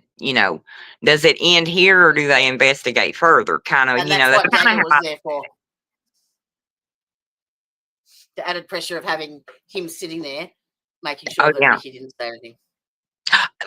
That's one thing that I found in some of the, I had went back and looked through the depositions and was kind of glancing through them. And the one where Daniel was there. The deposition for Ben Fields case. Yeah. And they said that they say in the top or the beginning of that whatever the paperwork that Daniel Dotson was on Zoom. And so I don't know if It's just I do something know I that he was participating. I know that. so in what it kind of made capacity? me wonder. I wonder if I should have that here.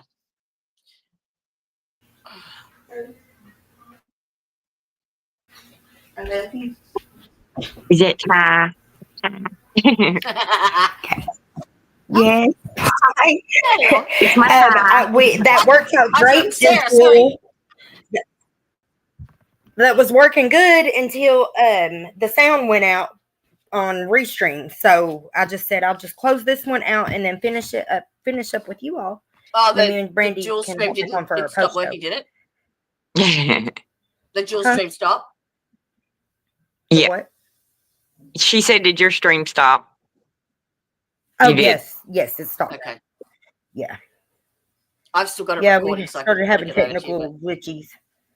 So I've not We do done that that a lot. either. So I have streamed like on not that other that's a places, surprise. which is great. It's really handy. I was- But I was telling her a couple of things I had found in the depositions. You know, that odd thing that where it That's what I'm said Daniel was on from Zoom instead of actually being there. And you know, there's just weird little things if you look through it. You know, it makes you wonder: was he there actually, or? oh my god, here I've got so much shit in here.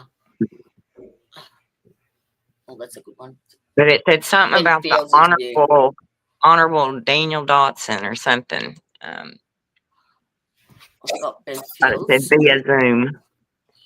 There we go. Judge Mullins videotapes. Oh, the allegations. Now, I need to go through this folder. I think we might have to organise a doc read.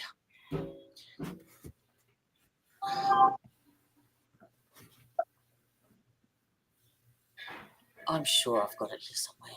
I know I have.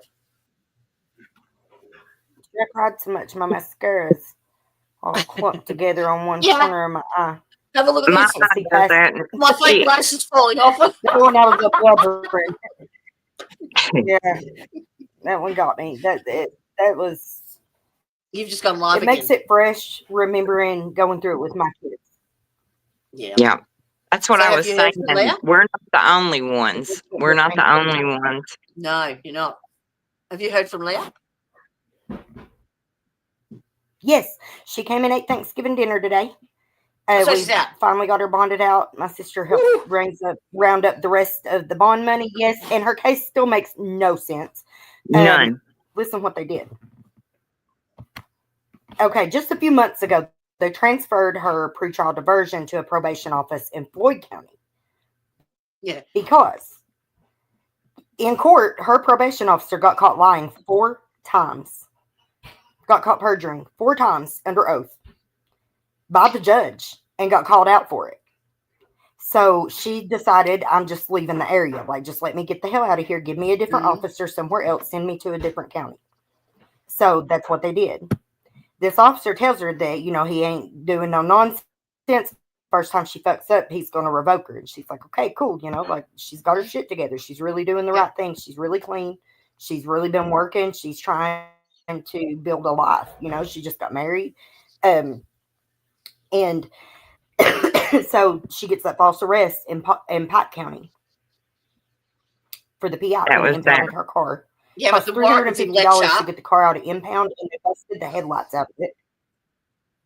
Yes. Okay. The probation is out of Letcher County originally. Yeah. But they transferred it to a different county, to Floyd County. Mm-hmm. Okay, so she's got a But probation the officer arrest over there. warrant So was when in she Pike, gets wasn't it? this false arrest in Pike County, Mm-hmm. mind you, she's not convicted of a crime. She just got arrested and accused of a crime. was a bench warrant, wasn't it? And they refused to drug test her. They refused to give her a sobriety test. They did give her husband a sobriety test, but they made him take off his glasses. He wears like really thick prescription lenses. To do He his can't see the sobriety wall. test. He can't. It's his glasses to function. It's So on his it's the driver's surrounding license. They made counties him that are fucked remove as well. his glasses for the sobriety test, and then Mhm. refused to give her one.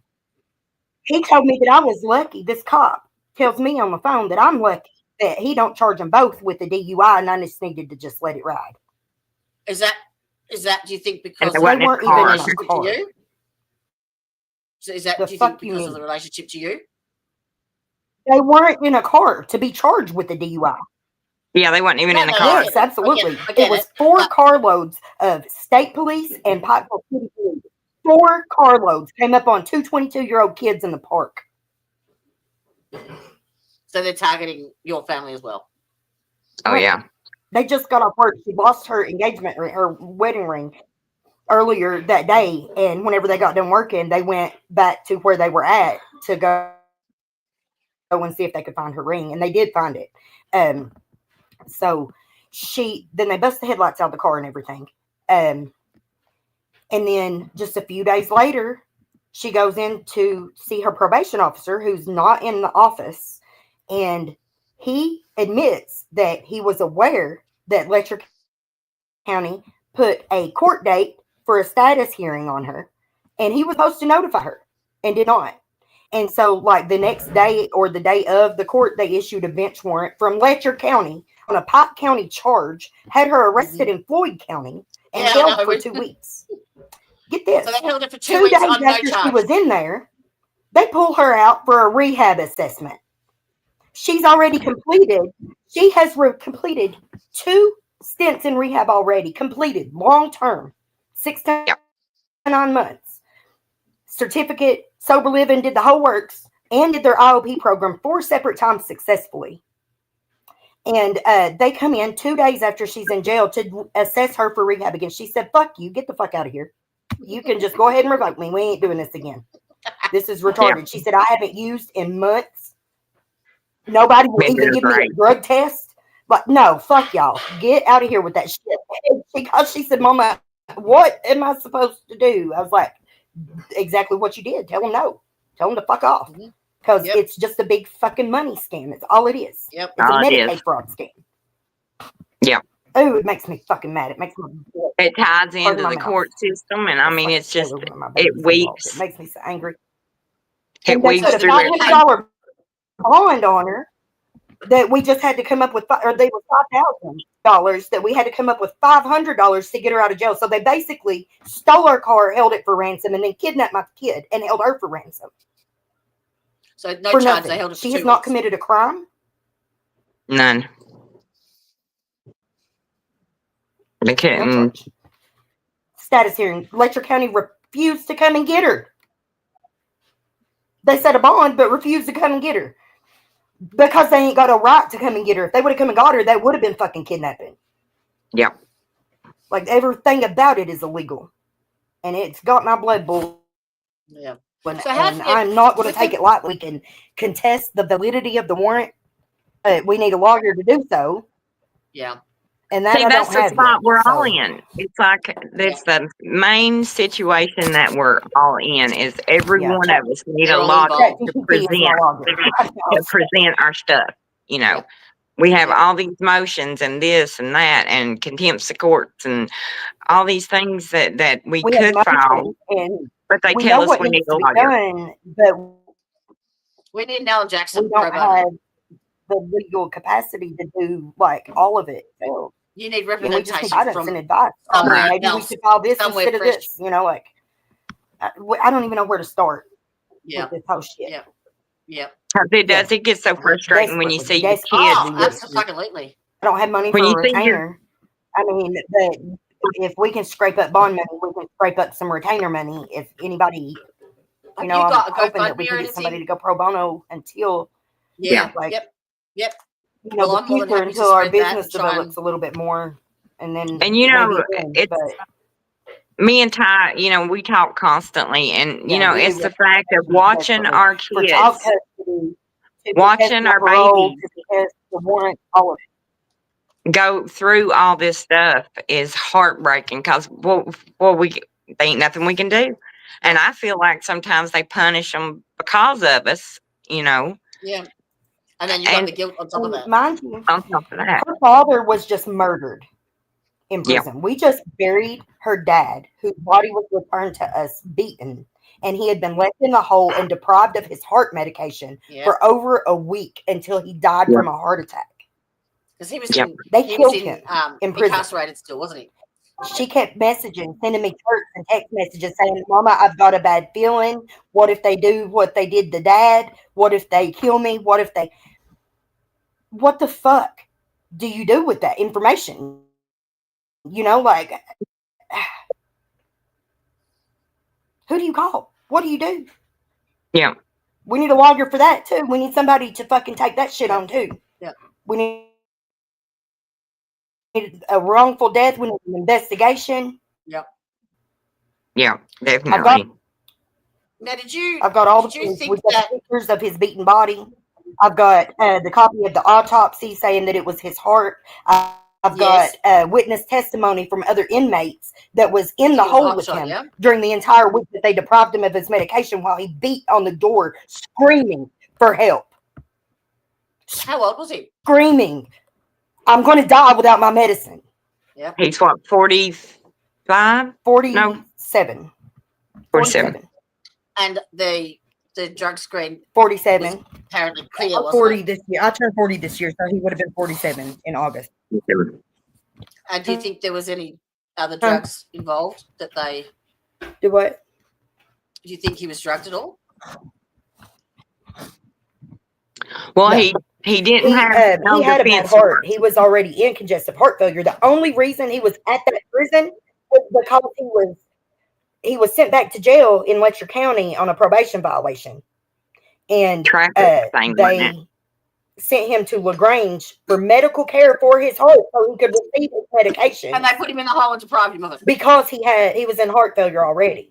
So for them to purposely deprive him of it like that, because they gave it to him all the way up until a week before he got out. So And why, then it just why, disappeared from his med what cup. triggered that? Then Why they would quit that have answering the door. They quit even going What into do you his think triggered them to start door for med copying. to? You think I was involved with that courthouse? How you think I got involved with that courthouse? This man, I'm pretty sure that him and Kevin had some kind of deal going on with me. I think that's how Kevin ended up thinking that he just had the liberty to do what he could do with me, because I think that they had worked something out together. Really?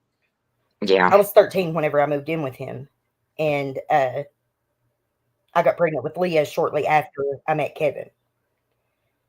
So I was underage. I was 16 when I got pregnant. Like, it was right after, like, boom, boom, boom, like right back to back. So, but he sold Kevin drugs. They took. He supplied him in cocaine and meth Is that right? years, decades. Yeah, he kept the Who court. sold? She's the baby. Yes, she's the one No, that. hang on. No, Who she sold? is the one that they sent me off to rehab and to detox, and then rehab, and then my sister took her. My sister took her. Yeah. But what I They was would meet saying me at though the was door and tell that me her, to go away and not to get her upset. Don't let her see you. They would push me away. yeah. So Sadie's And younger then- than Leah.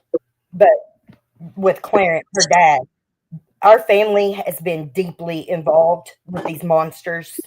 I don't think they heard Since I how can you, remember. because I think it cut out And that it goes all the way he- back into Why did the they? old one. What triggered them to put him in the hole in the first place? Like, was there something that set it off?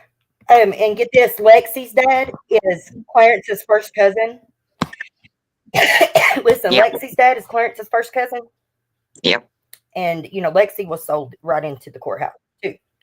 And Wow. whenever we started dad's coming still forward and promoting saying him. these things, he tried to raise up and like cause some problems on Facebook. And I said, "Yeah, All right, please give me a polygraph. I'd love to tell him all about you." We haven't. We need Yeah. to Give me explain that opportunity. Lexi. We haven't gone there. So And he posted a bunch of pictures with Kevin Mullins all hugged up, talking about what a great guy he is. So, frozen. His dad, It's a bit of a her delay, dad I didn't think. care about it. So yeah, give us that's the the family context we of come what from. happened to Lexi's to dead. Lexi. Clarence is dead. Silas, my other daughter, Sadie, her dad is dead. Just a few days after he did an interview about Kevin Mullins with Hatfield and McCoy Museum tours. And what was Museum he doing adventures. an interview about? And he died in a car crash. He hit a car head on and killed another I don't think she's person. hearing me. but his toxicology report said that he had fentanyl and xylazine and nitazines in his system. And he was in sober living. He was going back to his sober living house. He was clean. So how did that get in his system? And you know that doesn't work. That Narcan doesn't work on that. That's straight poison. Straight poison. Yep. It's not a drug. That is not a drug. That is not meant to be We gotten have on. since me and Ty have been like looking into things.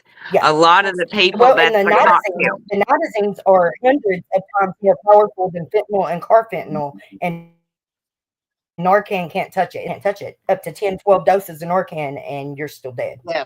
Now, this is the drugs in the group known as nitrazines. Yep. It's the horse tranquilizer. Yeah. Yep. And the thing of it is, like I was saying, me and Ty have noticed the xylazine. We've noticed a lot of the people that have had suspicious deaths have that cocktail in it in their autopsies. Yep. So just for everyone else, because I don't think they know the connection. So we've got. I bet you anything if they have a toxicology report on Jennifer Hill, that's what's going to be her cause of death too. It's not an overdose. Okay, yeah. That is not an overdose. Whenever you're given those drugs, that's not a drug overdose.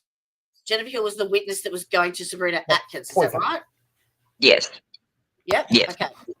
And so she died under suspicious circumstances, and yes, then Lexi was arrested. She had spoke against Kevin Mullins. She what?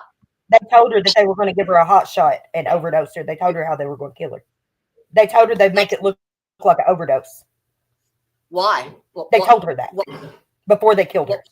To threaten her. To threaten her to shut up. Shut up. Jennifer Hill, whenever they came to threaten her to keep her mouth shut. So Lexi knew what happened with Jennifer. About Kevin Mullins and the lawsuit. Whenever she was bringing charges against them and been killed. She testified against all of that, all of everything that we've been saying. Jennifer Hill had already testified to. Lexi had filed charges on them as well. Where is that? Why is she not talked about? Where is her charges? And why are they not named alongside Sabrina and the others? Where's Lexi? Brian was it Brian that was saying the other day, or someone was Where's Gavin, Lexi? I think. They were questioning the validity of this. I mean, my fears about her being locked up over there and helpless. So the validity. So Gavin Fish the other day was questioning whether or not this sex tape actually existed. And it was Lexi that had it, wasn't it? She was one. There's more than. Yes, she had some of them. She was one of them. She had multiple ones on other loggers too. It wasn't just Kevin Mullins. Really? We are looking for those tapes. There's a big delay, I think. We're looking for those tapes. So if anybody has any idea, because she did say she told multiple people, Lexi did, that she had made backup copies and backed them up to different drives and with different people, but we don't know who those people are. So that's what we need to know. We need to know who these people are that she sent these things to keep for safety. To the sheriff's office, it's time to turn it in. How many days after she exposed that tape was it that she was found? Wasn't it about 2 weeks? We kind of somewhere in that area, or no? It was. And cause of death? What did that? Do you know? I had some lag. I couldn't understand what you think. Yeah. Very late. So basically, she hung herself. Lexi did, but we don't even know if that's say that she wasn't at the psych ward, that she died in the jail. And hang on, we can't hear you, Dawn. So start again about what happened. There was a lawyer. Her own video with her own eyes said that she saw a video of Lexi dying in the visitation booth at the Letcher County jail, being played in Edison Banks's office. I wonder if the episode's still up. Incarcerated too at the time. Yeah, Lexi was one of the kids that ran through the system and was abused by Mullins at a young age too. And you know, she had a very, very, very suspicious death. I mean, I can't find an obituary anywhere. You can't, Never was you put know, in the it's like, newspaper or anything. We can't even get an obituary. and so we have no Can't idea. even get an because obituary it's- or an exact date of death. Right. That's like, it happened right. Didn't it happen like the week of the flood or something that we got to noticing? It was like right during the time that flood, and you know, Mm-hmm. which So they she was told in jail at the time. Yeah. So all those three, your two ex-husbands and Lexi were all in jail when they died. no, Lexi was either at the I'm jail or cutting the out real bad. and then her ex-husband Clarence was in jail, and then Yeah, Silas Lexi was either at Top Ward. He was driving home from back toward Lexington from here. He was about halfway there, and hit a car head on and killed the other driver and himself, and put a teenager in Who was critical that? care. her. Is how he died. But then we got Clarence. Pop's report, and it has the poisons in it. That was Clarence. Yep.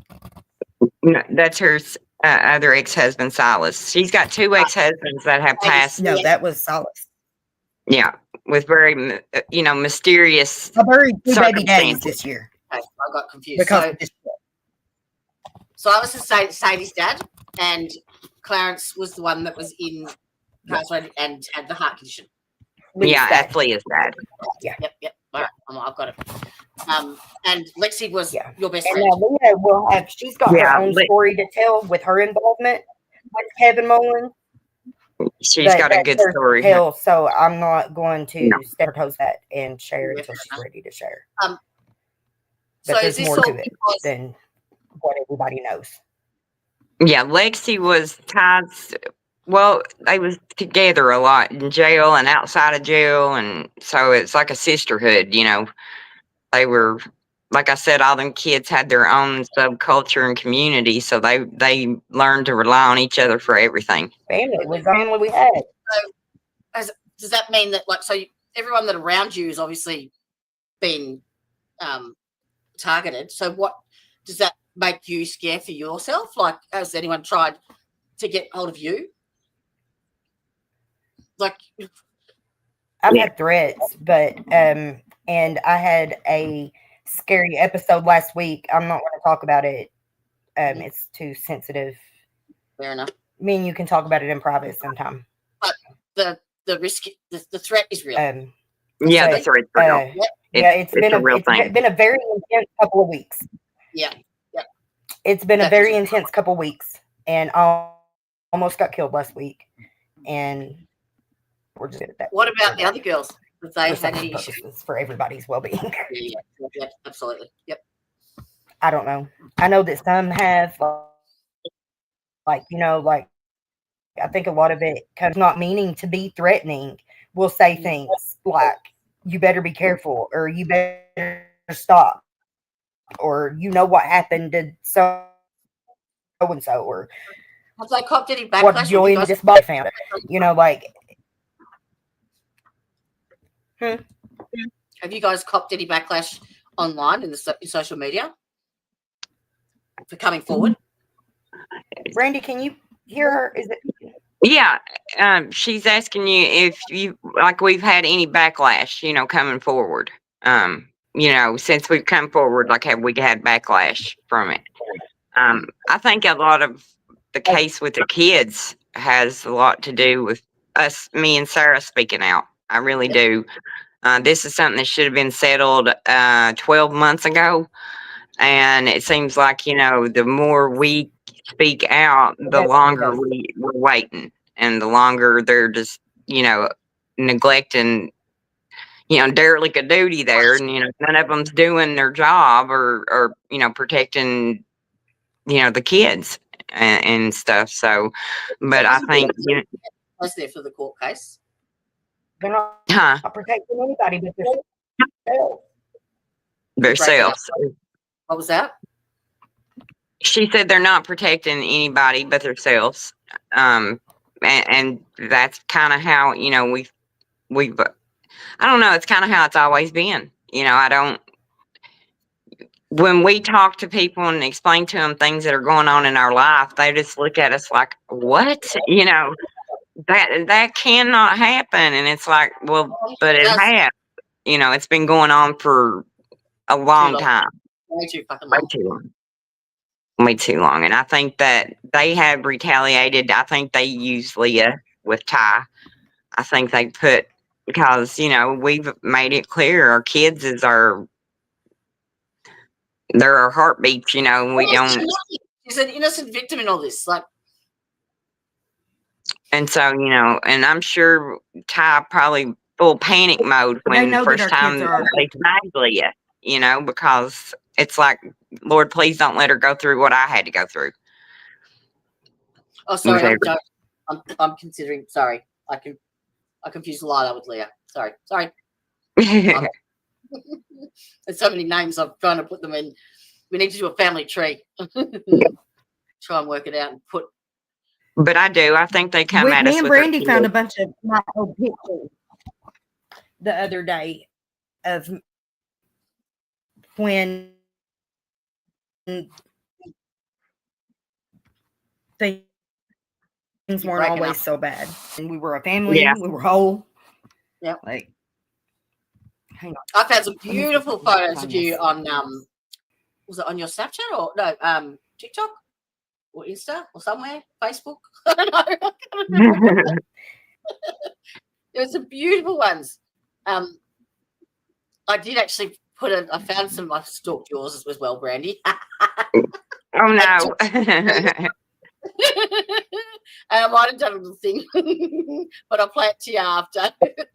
I don't know how yeah, out there. So I'll play it to you after we stop. But yeah, I told her, I said, we was talking about pictures that day when we, you know, found some, and I said, you know, I got to thinking that there's probably not a whole lot of pictures of me. I didn't start really even trying to take pictures till the grandbabies come along. Yeah, that's what it was all about. It was all about the kids, you and the kids. Yeah. They were beautiful. This is more of my girls. I don't know if y'all can see it. No. I'll post it. Screenshot it and send it to me and I'll put it up if you want. Oh, okay. She said screenshot. I'll put it over on our YouTube page. All right. Yeah. There's a lot of them down there. So, but that was one of the last times that I got to be with all four of them at one time. And it was the twins' first birthday party. And then Tya, birthday, like we got to see them separately, but I didn't have all four of them at the same time. Yeah. We didn't get any pictures all together at the same time with that birthday. So, all right. I even found a picture of when Leah was a newborn and how little I was. She looked like a little baby. I've just And stretched you up so you can drop any links in chat. It was whenever I tried to ride with her to Florida. Yeah, that's a good idea. Let me see here. How can I do this? You can do it now because here's Silas and Sadie.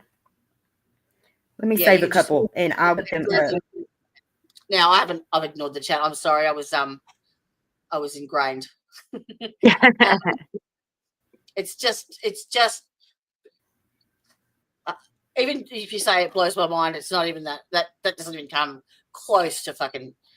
And the reason I was talking about the tapes was because I was watching Gavin Fish, because he has Hillbilly on once a week or something to update, and he was querying whether or not these tapes actually even existed, and I'm like, really? What have these women got playing? Really? Well, the thing of it is that they're playing on all of our fear, because we've seen what's happened to the people that does have copies and stuff. So it's kind of like they're playing off our fear. There's nothing out there. You know, and it's kind of like, yeah, they're, you know, they have been seen. It's like they do exist.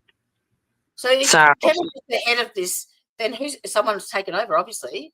if it's still, do you know I if it's still going on? listen, my opinion, and that's just my opinion, is Kevin was number 2 anyway. 2, I see. Number 2, he wasn't the top. Oh, so number 1's still out there. Hmm. Or well, he's still alive. Yeah. Do the He's math. still alive. Very much so. So, but that's just my opinion. So I don't, because there's a lot of the shady business and the stuff going on. This person had a hand in it too. So and then to have the connections and stuff that he had or has still, he kind of controlled the courthouse anyway. So, but I think Kevin was too busy being Kevin, just to be honest. I think that become just a part of who he is. So he was probably more interested in parties and stuff. Yeah, he was. So, because there's many facets to this. It's not just that they would put these kids into a rehab program and supply them drugs. It's not just that they put these women in jail and the judge would have his pick. Like it goes. There's the medication side. There's where did they get them from, and who's writing the scripts. And I know that the feds came in a few months ago to go through the Medicaid stuff with one of the GPs that's been there for years, and he's actually on the board of the National Institute of Health, isn't he? Yeah, he is. He's the ingrained right up the left. HEAL, I think it's called. And he kind of he got in trouble years ago. It's been a while back for writing pain medication, and I guess didn't do it. He's always been kind of snooty about mat treatment, so to have him now peddling it, he's promoting it. It just kind of, he's done a complete turnaround. But I think it's, where the money comes in. Yeah. Is what. So the money comes in from the government providing the funding for that program. Is that right? For that program. Well, now it's a for-profit. I looked it up, and it's a for-profit organization. It's not a non-profit, I don't think. And then community service. Is that right? Ty, how would you explain how that, where it's a community like clinic type thing, but they've kind of got their hands in a lot of things, it's like a rural clinic that's got it'll have your OBGYN, your eye doctor, everything's under one. You can go there and get your scan. Dentist, dentist, everything. Is that right? That's and what now? The doctor owns part of that business. Is that right? He's on he's the C. I don't even know how to explain what he does, to be honest. He's on the board. He's on the. Yeah, and from that, I thought it was funny. They keep talking about that old hotel in Whitesburg, about the money with the old hotel. But what a lot of people don't remember, I guess, because they built the new Mountain Comp. That old hotel at one time was Mountain Comp. You remember that, Ty, when it was on Main Street? What's Mountain Comp? So it's Mountain Comprehensive Healthcare. Yeah, so that ties them into that money coming in for that old hotel with things. They were running a community-based program out of this hotel, and they were getting the funding for each person that came. Is that right? Kickbacks, like drug company kickbacks for the I think scripts? basically what it is, it's a rural clinic that services, like I said, each, different things. And they change doctors a lot. I know they have programs where doctors can come in and work, maybe to pay some of their student loans, where it's a rural area and the situations in this area, with the drug problems and everything else, not a lot of doctors want to go into practice in a place, like Letcher County. So, they have doctors from other countries, different places all over the country that come in to, work there. And you have some that stay and have been there for a long time. But, a lot of times doctors will come and go out of it. But it's just like a small rural clinic, and it's in a couple of counties that branch out. And the Dr. Breeding, if I'm not mistaken, he's like the head doctor. He's the one that when they would, yeah. And then you've got him and Oh, there's sorry. there No. he is. Other baby. I didn't hear you come back. Aww. Oh, no, it's a photo. So, oh, wow. That's Silas. Here's my Look you, Tyler. Sadie. Aww. He said, he looked at me and he said, "Can we make another one right now?" So maybe when my stitches heal. He loved her so much.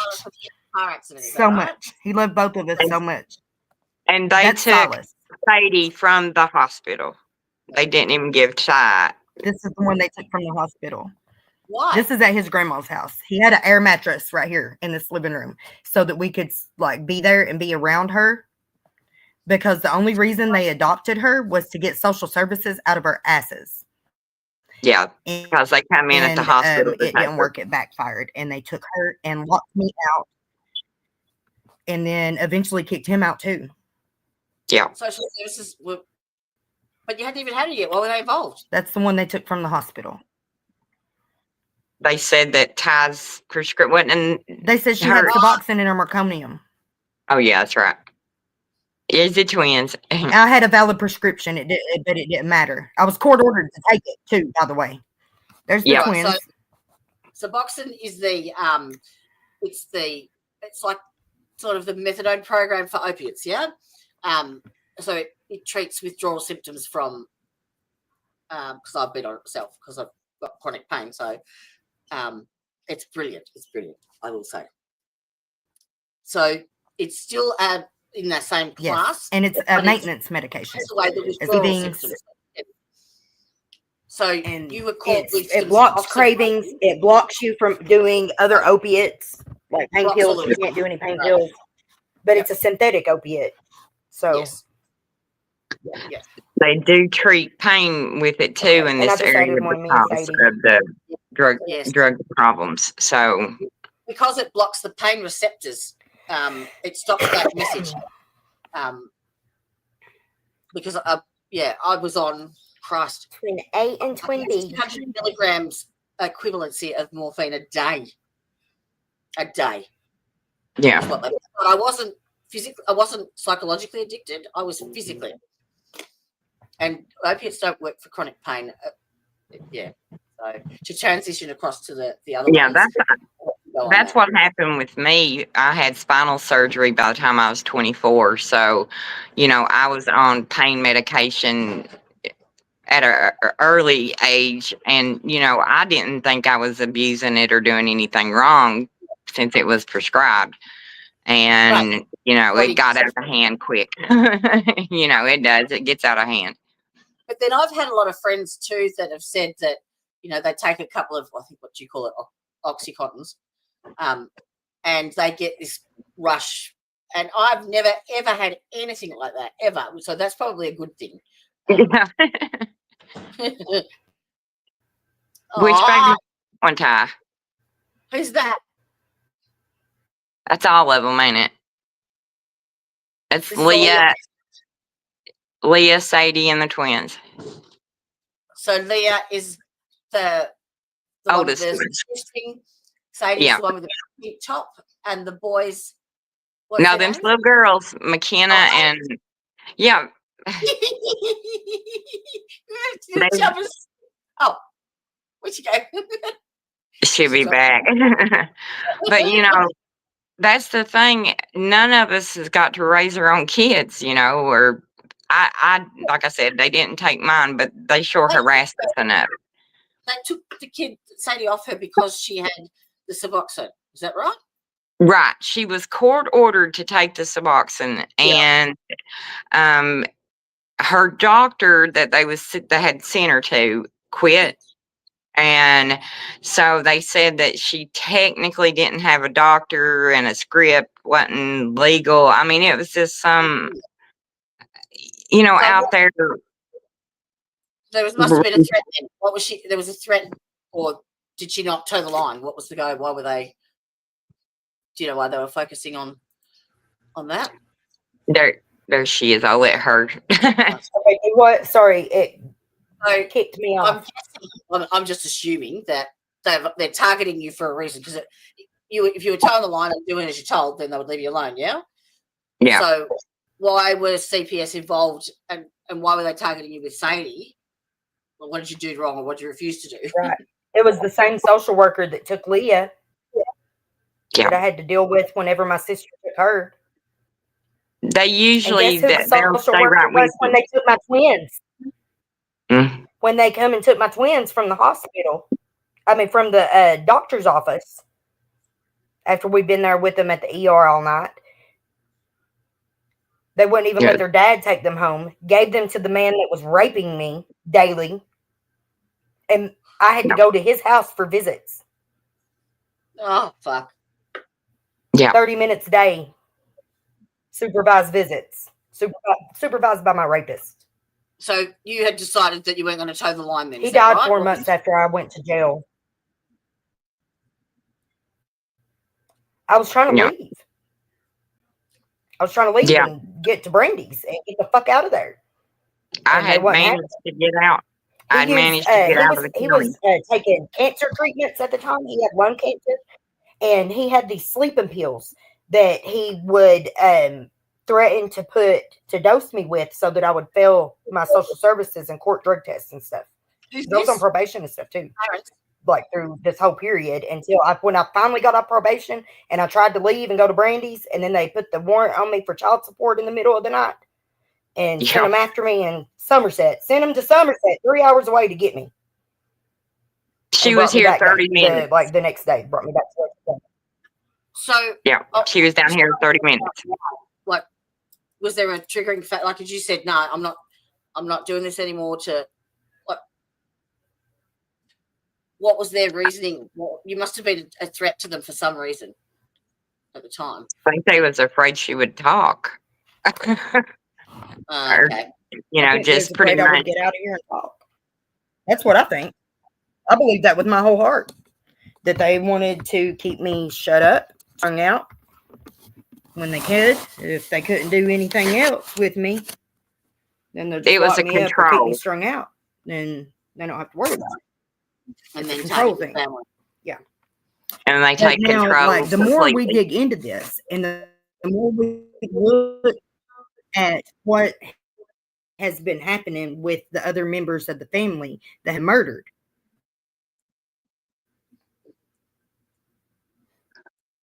So Clarence's Silas's toxicology. How can you not see it? With, how can you not see it? Yeah. Like, you can call me a conspiracy theorist all day long, but how can you not see that? That there's a connection. That's not fucking coincidence. And right, there can't be that many coincidences, Yeah. It explains why. So I don't know how far back the control or how far up the ladder the control goes. I know that the Attorney General likes to ignore it. The governor appointed Kevin to start with. Yeah. Or Matt Butler take his place. Matt Butler is that Mickey's attorney? That's no, Kevin Matt Mullins Butler is brother-in-law is Butler. Brother-in-law. And Letcher And he County is the attorney. Commonwealth attorney. Commonwealth attorney. Okay, yeah. So, So Matt, Or he was appointed Edison's place. Yeah, he was appointed Edison's place and then took Kevin's place. Is that right? Nick Whitaker? no, Nick Whitaker took Kevin's place. Nick Whitaker is the new judge that's replacing Mullins, and he's fresh out of school. Is that right? Fresh out of uni. He's young. He's young, but everybody that I have talked to says that he seems very fair and seems to be a good person. Well, I'm So- hoping that either they've done that so that fresh blood comes in, or they've got him so young so that they can train him up. It's like a flip of a coin. Yeah. You don't know with the Yeah. years that this has went on, and as long as this has went on, it's a flip of a coin. If we're going to, are they not going to turn to the dark side? I don't They're not gonna- It's easier to join than to be the dog leg out. Like how long is he going to take? And so after seeing how many layers there is to everything and how many different things are going on that's, corrupt to the core, it makes you scratch your head and say, how do we fix this? Yeah. I mean, do you have to clean it up from the floor up, Yeah. because you don't know, it just takes one rotten apple. So Yeah, and it's not just the courthouse. It's the law enforcement and it's the child protective services as well. Like our medical people are, our doctor's offices are knotted and tied into the courthouse, and you've got every aspect of our lives are in, they have that control. If we took our kids to the doctor, I've had it done to me before with mine. they can write We're going to call social services. Yep. We don't feel this child is growing the way it should be, or so they're all kind of weaved in together. That's what happened when they took me in the doctor's office with them. And somebody there called social services. Yeah, that's another thing too. I think in our area that a lot of people will retaliate against each other with social services because they know it just takes a phone call to tear a family down. I mean, they don't have any problems doing it. Yep, because it's common. Second nature. That's fucking sad. That's fucking sad. So, they take total control of every aspect of your life. If, you're being controlled from your doctor's office to, anything you're doing, with the court or jail or anything, there's that aspect of, Just get contact with the doctor and say, right, I need you to write this down as a diagnosis, and it goes to court. The court system goes, okay, you are mandated now to go and do this, and on it goes. I mean, we've had that issue with the grandbabies, right? I mean, currently, all of a sudden, Scarlett went from healthy as a horse, nothing wrong with her, to ADHD and asthma. It's like, she's only been sick one time in her life, up to that point. So we was really confused. And then, her brother, he's diagnosed with ADHD. And So they medicated? oh yeah, well, he is. She's not. But, it was, I don't know. It felt like to me it was so easy to get that diagnosis. And back in the day when Sarah was little, it took us almost a year of her going to different counselors and different psychiatrists and, things like that. And then she takes the baby, and the next week, all of a sudden, she's got a diagnosis.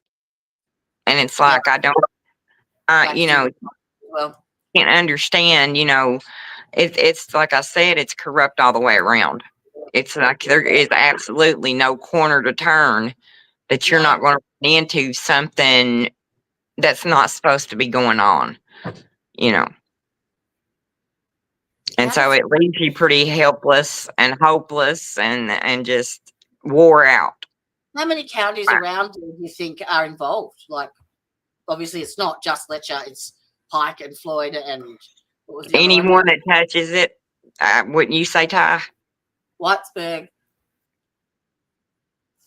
Pretty much every county that's around us that touches us is, you know, kind of. And if they're not doing the same things themselves, because, you know, Pike County's having a lot of trouble right now. And Perry County, I think the marshals even went in on them, didn't they, Ty? And so, you know, you've got the surrounding counties are falling apart too, you know. So I know the feds came in a couple of months ago, as I said before, to start the Medicare fraud, and they went through all the pharmacies and stuff. Are they still around? I don't know. I know the doctors that they had pulled out, they're currently, you know, working, and we've not heard as a community. I don't think I've not heard anything that, you know, they came in, but don't really know what came out of it, you know. I heard, and I think that was from Elizabeth, that they had ceased all the active scripts that this doctor had written, and they weren't going to allow them to be prescribed. But I think there was it they chose not to prosecute. But yet they found all these inconsistencies. Yeah. Yeah. And you know, that's normal. I mean, you know, for us that's just. And that was in Whitesburg, right? Huh? Was that in Whitesburg, where they haven't gone to the other counties? They just stayed at that one place? Now the Medicaid stuff, I don't know. I know that was so far, that's the only thing that's went on in Whitesburg. You know, nothing else has been addressed or talked about or issue, or, you know, nothing's been done about anything except for that. You know, I kind of thought maybe they was pulling an Al Capone, you know, going to come in and do, like, you know, tax evasion or something and get the ones that are guilty of all this stuff. But I don't look like anything's going to come out of it, you know. Well, the only thing that I can think of is that doctor is not we're going for the one maybe a bit higher. I don't know. There's a lot of people involved. I mean, you know, you've got basically right now you've got Whitesburg being ran by a group of friends. That's you know, basically how, you know, old high school buddies and roommates from college. You know, everybody's somebody's friend or, you know, family member, or, you know, so there's a lot of things that need to be looked at, but, you know, I don't have a lot of hope that they will. I was listening to someone, I can't remember who it was, but it's almost like the cycle evolves in itself, because it's a fairly, apparently, correct me if I'm wrong, it's a fairly low income area. Very. And once you've got into the system, you've got a record, you can't gain employment either. So no. You've got nowhere else to go. It's right. You're fucked every way you turn. Yep. There's, you know, like I said, they done that with my son. You know, by the time he was old enough to get a job or whatever, and, you know, kind of get more independent, you know, his reputation was dirt. You know, he couldn't have got a job as a bag boy, or, you know, not that I'm saying that's a low job. I'm just saying, you know, at home, that's the kind of jobs you have. Either they're medical, you know, something, or, you know, you work in fast food or grocery or, you know, things like that. There's not an in-between, you know, job, and there's not enough jobs, you know, so there's a lot of unemployment. There's a lot of disability in our area. I would say at least 50% of the population of Letcher County is on some form of disability. Wow. So, you know, because of, you know, I guess just the area itself, you know, and a lot of diseases and, you know, a lot of stuff with the coal mines and different things like that. So it's not, you know, I remember back in the 80s when the coal boom, we had the coal boom, and you know, Whitesburg was had money. It was a considered a nice little town. Yep. And I'm sure it had its secrets then too. By Never go away. positive, they did, but it was a different kind of corruption going on. It's always been financial, but some of the other stuff is kind of just come in with the group, with Daniel Dotson and Kevin Mullins and all them, with that stuff. Allocated to like one county, or is there like a bigger, like child protective services for a few counties? How does that work? It's just each county has their own CPS, and then they are all under the blanket of Frankfort.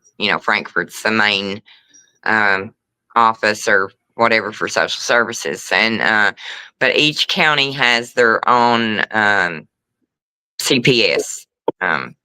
So can office. you go to Frankfort with your complaints with the grandkids? Is that an option? Or We did. I have called his mom when Sarah was telling you he come and took her a month ago or a little longer. She called CPS that day, begging them, help me, because the cops told her that day it was a civil action and they wasn't going to get involved in it. So, she called CPS. I called CPS. I mean, that's my grandchild. I didn't know where she was at, what was going on. So like Sarah said, we was told that we were taking advantage of the system, that we were being manipulative, to basically stop calling. And it's like, but if you're concerned and they're not doing welfare checks, we've not had one welfare check done. really? Nothing. Yeah, they've not went and checked. And that's why it puzzles me how what happened in court the other day and them letting him leave with her Yes. boggles my mind. I do not understand it at all. None. There has to be someone. There has to be that holds them accountable. And it like I said, it's getting disheartening because it's like everything is just kind of to me. I told Ty one time I get scared, that it's going to get swept under the rug again, and then what's going to happen to the next group of kids that come through that don't have the support or anything to help with stuff. So I just think they've ran things their way and they've ran it into the ground. They need to either retire, step aside, whatever. So I mean, do you that guys would. GoFundMe or anything like that we can put up to try and raise some money for some outside representation? Yeah, that's a brick wall that we all hit. It'll be some kind of like when we was trying to figure out with the contempt of court things, it's all things that you can fill out yourself, or you can do a template and do, but you can't present it. You need a lawyer to present it, and You can't go pro se and defend yourself. Like that's not part of the. you can, but it probably ain't advised. I mean, Well, what's we the went. option? Yeah, exactly. We went out of county for the attorney that we have now, and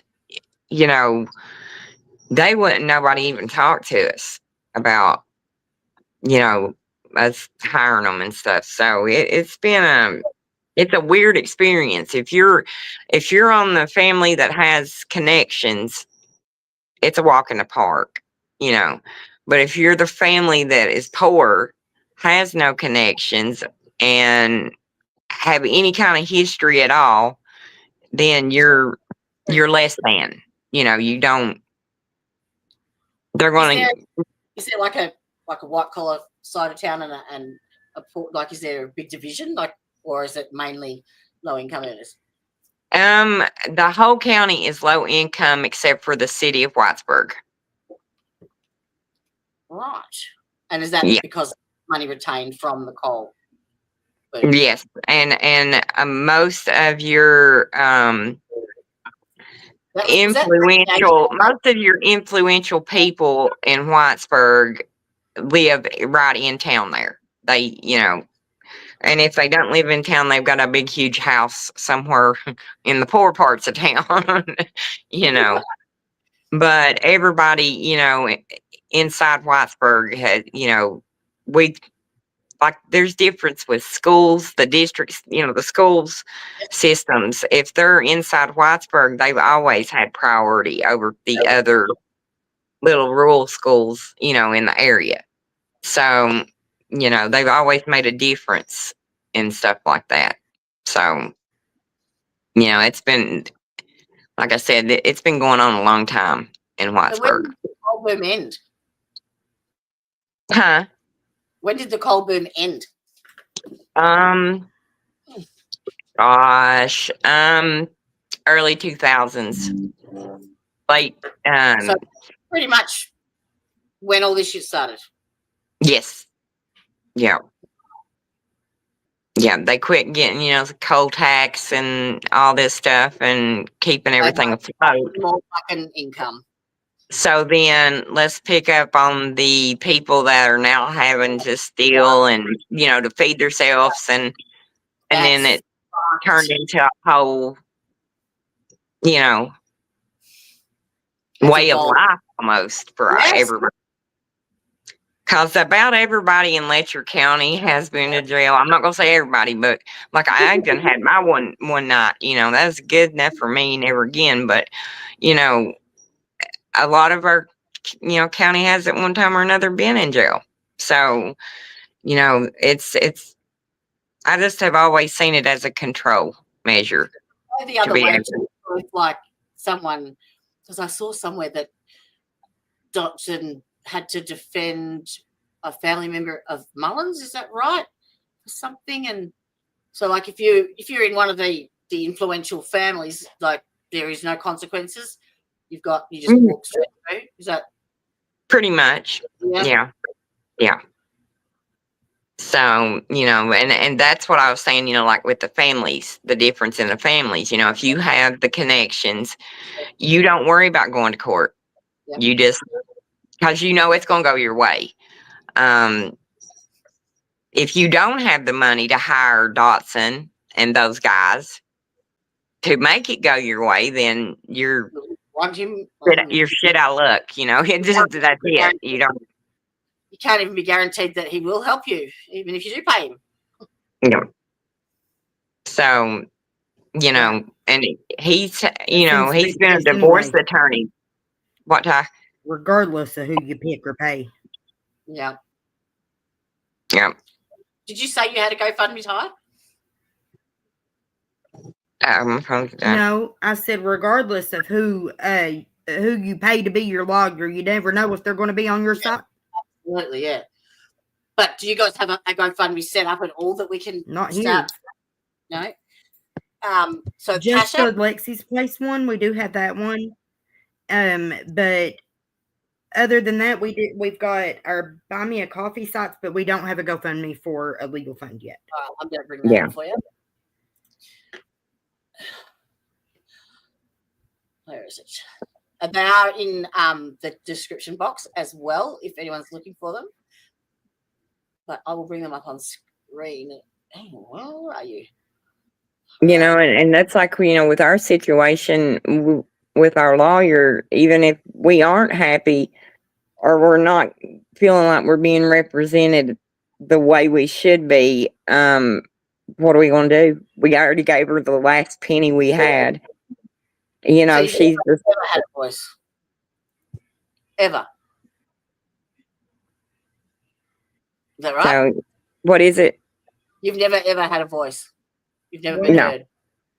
No, and I still haven't even testified, and they had let the other grandmother testify, and like I said, when Dawson quit or resigned or whatever happened, you know, like I said, our case restarted over. So they've never even got to hear our side or seen our evidence. Well, now they've seen the videos because we put in 3 emergency orders since this has started. And those are the ones that Sarah was talking about, that they told us we was trying to take advantage of the system. And it's like, no, we're scared. Judge. We're worried for her safety, you know. Yeah. So So I there's don't no know. way Yeah. in law enforcement that you can, like, there's not the state, because they're separate from the local, isn't it? The The state. police Yeah. or the The police, like the sheriff's department or whatever. It's like the yeah, sheriff's well, department. you have, you know, the city police department. You've got the county police department, and then Yep. you've got the Kentucky State Police. And the state police, I'm sure not all of them are bad, you know, but the ones in our area have been, you know, they have done things that are very questionable and, you know, made them not very to where you could trust them. So, Yeah. it's not, you know, we don't have really. Ask any woman in Letcher County what happens if you have to call 911 for a domestic violence dispute. Oh yeah, I can vouch for that too. The woman goes to jail. The woman goes to jail every fucking time. Every fucking time. They'll take the woman. So a woman gets assaulted, she rings 911 and she gets taken in. Well, I had to. That's My what ex-husband was Sarah. trying. She called 911 for help, and they Yeah, fucking took her to jail. took her to jail. So what were you going to And say? see, So you had that experience as well, Brandy? yeah, well, Sarah's dad, when we was divorcing, it was a pretty rough divorce. There was a lot going on, and he come in the middle of the night and tried to take Sarah, and I fought him tooth and toenail from the door all the way out to the car, and I talked him into letting me put her back inside with her brother, and he about beat me half to death. And I had at that time, I had a piece of paper. I had an EPO. I Against him. didn't bother him at all. And yeah, it was at my house, and he hurt me pretty bad. I had to go to the hospital, and Jim Woods was the judge at the time when this happened, That and was the one before, just. yeah, the one before Kevin Mullins, yes. And he gave me another piece of paper. Basically, I've got it over there. I found it in my mom's paperwork. It's a lifetime restraining order, which, I mean, that other piece of paper didn't stop him. So I was just like, you know, he's going to kill me. But it was one of them things. Me and him had domestic issues throughout our marriage. And anytime I ever had to call them, they would pull me aside and chastise me and be like, well, why did you let him come back? You know, kind of like it's your fault. So, you know, so he never went to jail. The fuck? Never went to jail. So you could press charges on him? Well, like I said, they would take them that first night. Usually they go one night, which he never did. He did one time, the last time when he tried to take Sarah. He actually did spend that night in jail, but they let him out the next morning. But, you know, they just tell you got to wait till go to court. And then you get in court and then they just hand you a piece of paper and tell you good luck. You know, if he shows up, call him. And it's like, okay. You know, y'all haven't done anything for 17 years. You know, I was in it for 17 years. And, you know, I never felt like I could ask for help. You know, I didn't want to involve my family. You know, and just never felt safe, you know, telling anybody because I didn't think they would help. Because he had a lot of friends. He was a popular person. Everybody knew him and thought he was this awesome guy. Mhm. And so there wasn't nobody listening to me, you know. So I just, you learn how to accept the silence, deal with it, and That's keep existing, and exactly the thing. Like that obviously exists in Australia too. So, but Solve the problems the, yourself. the police are onto that now because often it's the women that report it, but then they're shit scared of the repercussions. So they either, when it comes time to go to court, they withdraw all the charges. So Yeah. the police have now taken the stance where they actually instill the charges on him outside of her. So if they think that there's enough, they will actually charge that person. So that takes it out the control out of her hands. Right, and they should do that because when you're standing there and your abuser is behind that policeman, and the minute that policeman leaves and that door shuts, your ass is whooped because you called. Yep. And and sometimes in my situation, my two sons were older. They would call 911. Because I always told them, that's what you do. And, they would see him come, gripe at me for letting him be there and tell us that we need to separate for the night, whatever. And that was it. They was just, I've had them put guilt trips on me like, you don't want us to have to call your dad out here and get him all upset, and it's like, I don't want to die. I don't want to die. So it's kind of like, Found it. so I found the picture. do you find I it? knew it was there. Is Sarah with you, Brandy, or is she at her place? Huh? She okay? Hey, what now? Is I Sarah gotta go with back you? to my OneDrive and get it uploaded.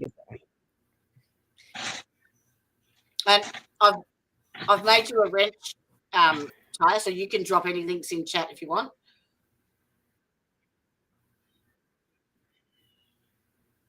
You remind me. I hit the wrong They're so backwards though. I told Ty the other day, you feel like it's like a Twilight Zone episode where the town is stuck like 60 years, back, and how do you get out of this? We're stuck in the Do you think past. that will actually do good, or will it air out the dirty laundry and clean it up? Do you think anything will come of it with Mickey?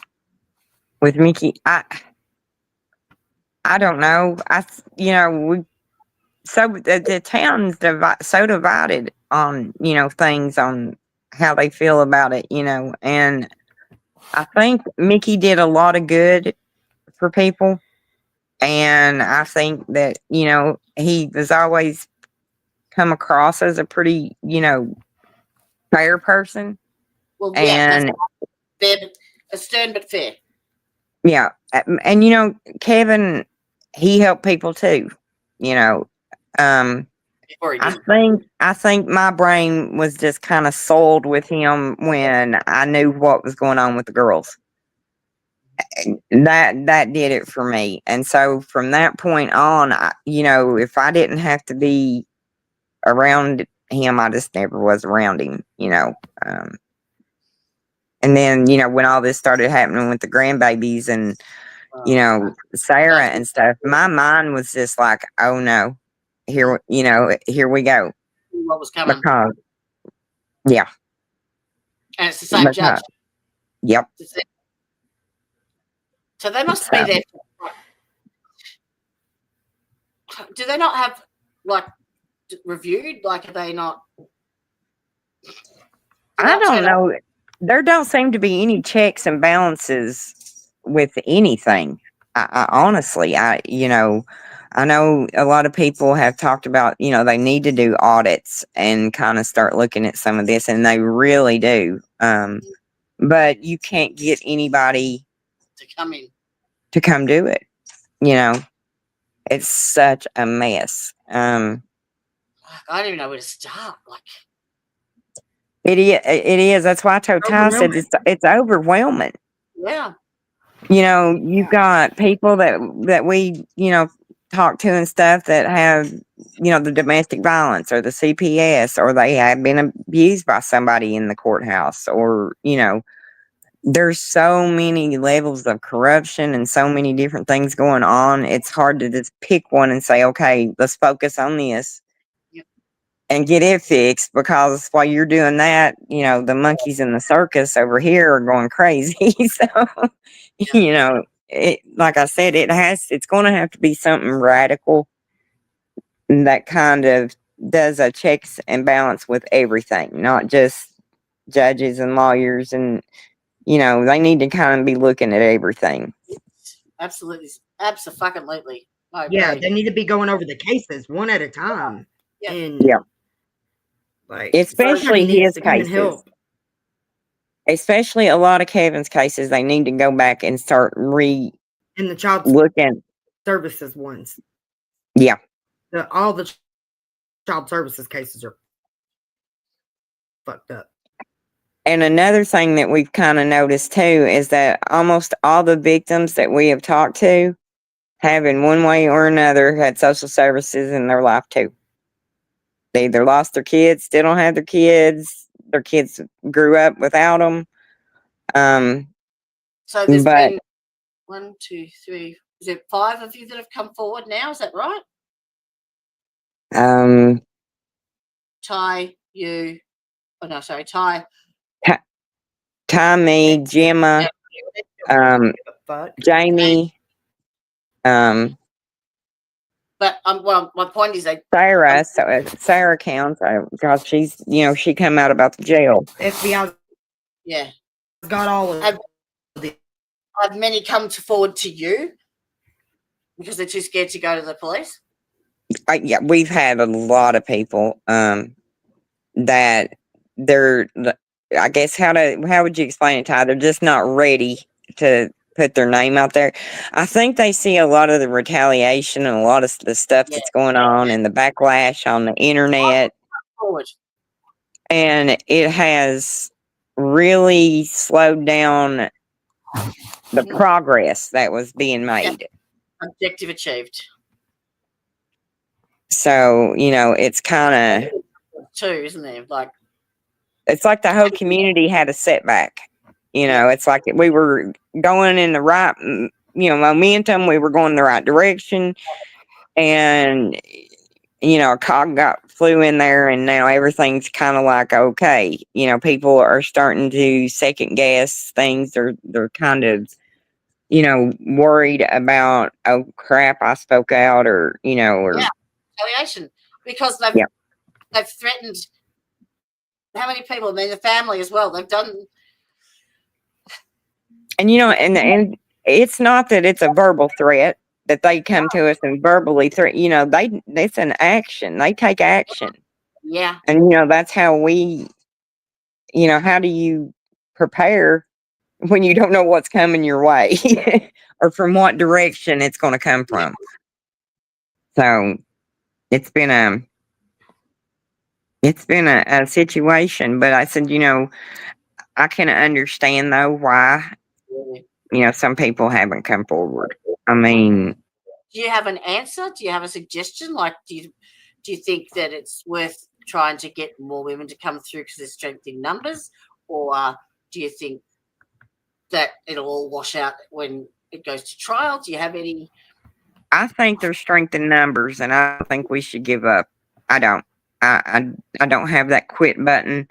Yeah. And as long as, my grandchildren are in the situation they're in, and my daughter's in the situation she's in, I think it morally now, I would feel horrible if I did quit. Yep. If I did give up, because I would feel like I let all these people down that have talked to me. That's Yeah. Yeah, Leah and her dad.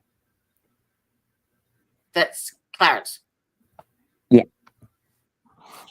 Yes. The next picture is the year that I moved in with him.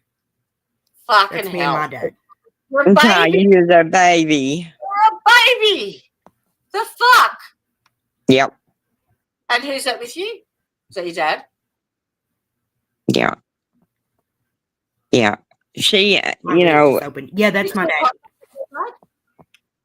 you know, That's what- and our culture Wait till being you see this picture of me married, with my newborn baby.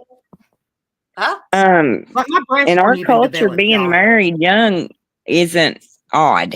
You know, I was married and had my first baby in high school in my senior year. So, you know, there's a lot of girls in our area that, you know, that's what, you know, we thought we was put here, you know, to Yeah. get married and have babies, you know. Who's that with Tya? Did you say, is that your dad? Yeah, that's her dad. Okay. And did he know what was going on with Mullins Oh, or Tya? Ty, went to the- I'll let you answer that one. Did Catastrophic failure. What the fuck? you hear me? Tya actually came into contact with Mullins through What? employment. She What? wanted to know if your dad knew about Mullins and what was going on at the Yeah. courthouse. I said I'd let you answer that one. No, he never knew the extent of it. He tried to protect me from him. And I Yeah. was never really like in danger from retaliation or anything as long as he was alive. And then whenever he died, that's when Ty's shit dad went was a real well-known fucking south for person. me. You know, Ty's dad was a well-known person. He was a good friend to about everybody that knew him. He was, you know, friends with my dad. So, you know, everybody knew Ty's dad. Yeah. You know, And how long has he been gone for, Tya?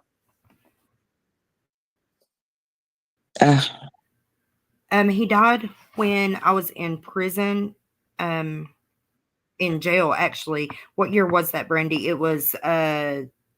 18, I was gonna say 17, but 18. 2000. I'll have to look at my notes And that to give you wasn't an exact suspicious. date. That wasn't under Not suspicious. no, not that I know of. He had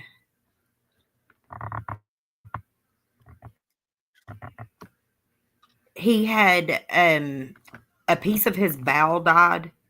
It was sudden. They said a piece of his bowel died, and Yes, they that he I can't get this other picture to open. And he went on life support. They had to put him on a ventilator, and then they was able to take him off the ventilator and pull me out for a phone call.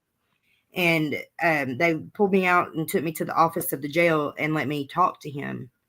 And yeah, that was the last time that I talked to him. And I told him that I had just been to court that day and I was getting out in 3 weeks. And then they called me the next morning and said that he passed.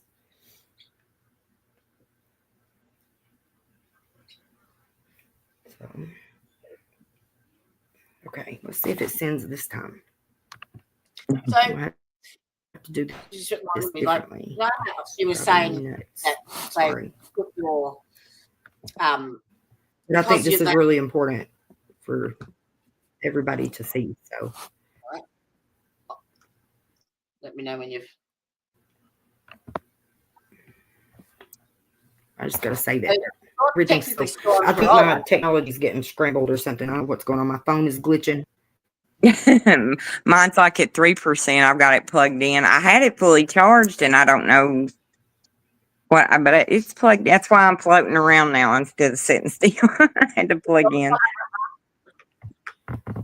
That's all right. I think we might once we've got through this head it off because I've had fluid tablets and I need to go to the loo. But so Going on. you're still on Yeah. parole, is that right, Ty? She pretty much has lifetime parole. Yeah. Um, 2099. Yeah. But anytime they could revoke that. Is that And they right? say, well, it's just a number. They say it just says 2099 because the date is indefinite until you pay your child support. Then why am I still on supervision? Mhm. Right. Does so, going don't be a in. dick.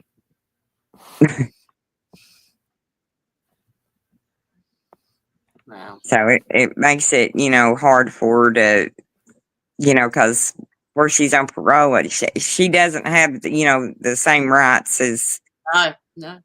yeah, they can search, seize, whatever they want to do with anything, belonging to her. So it takes away a lot of her rights. So, it's not just a number, Yeah. If you're having to exist. Absolutely. All right. So if anyone, have you got like an email address or a number or anything that you want that people can speak to you or contact Yes, you? in the it's same appledream at gmail.com. Gmail. So hang on, I'll do it in chat. It's APPEL. AL. AL. Yeah. Can I not open this? Oh. So APPAL. There Dream. it is. Dream. I had to open all files. That might help. Yeah, and now it's been downloaded. And So- then, There we go. go ahead, guys. Teresa. Now, just Tya and Brandy, Teresa is in Kentucky, I would trust her with my life. Yeah. If you need to get in contact with anyone or whatever, just My email is that one happy memo 13. So Here, John, Right. that might help. And Here, I can't get this to load up, so I'm just going to send it to you, Jody. you can drop the link in There chat. we go. I've given you the wrench. You can do it. Thank you, It won't. Teresa. My computer's being stupid. What time is it over there? It's like 10:54. Thank you so much for that, sweetheart. You don't have to do that. So, all right. So, Invalid file type. It says invalid file type. I don't know what its problem is. even if it's just for a chat and to have a talk to you girls, to know that you're not alone out there, at least. You can. Yeah. They've got. I'll bring up this again for their Facebook page, their YouTube page, so that you can like and sub them. Where's it gone? We'll have to make us a routine of coming on and post these and on just Facebook, gossiping so if anybody together. wants to follow up there, I actually think that's a really good idea because it keeps the momentum going and it keeps it, fresh in people's minds. So I'm more than absolutely happy to do it. And I will do absolutely anything that you want. If you want to ring me up at 10 o'clock at night and go, Jody, can you please get on there and say this? No worries. I'm on it. Thank you. That's all right. So this is how you can support them. Try and fund some money at least to try and get some. So the Cash App's probably the best one, isn't it? Up the there top we go. there. Thank you. Yeah, everything's running slow on me. I've There we got go. able to. Oh, and there's some merch. Have you got some good merch in there? What have we got? About anything you can think of. Oh, looky here. Tallow face cream.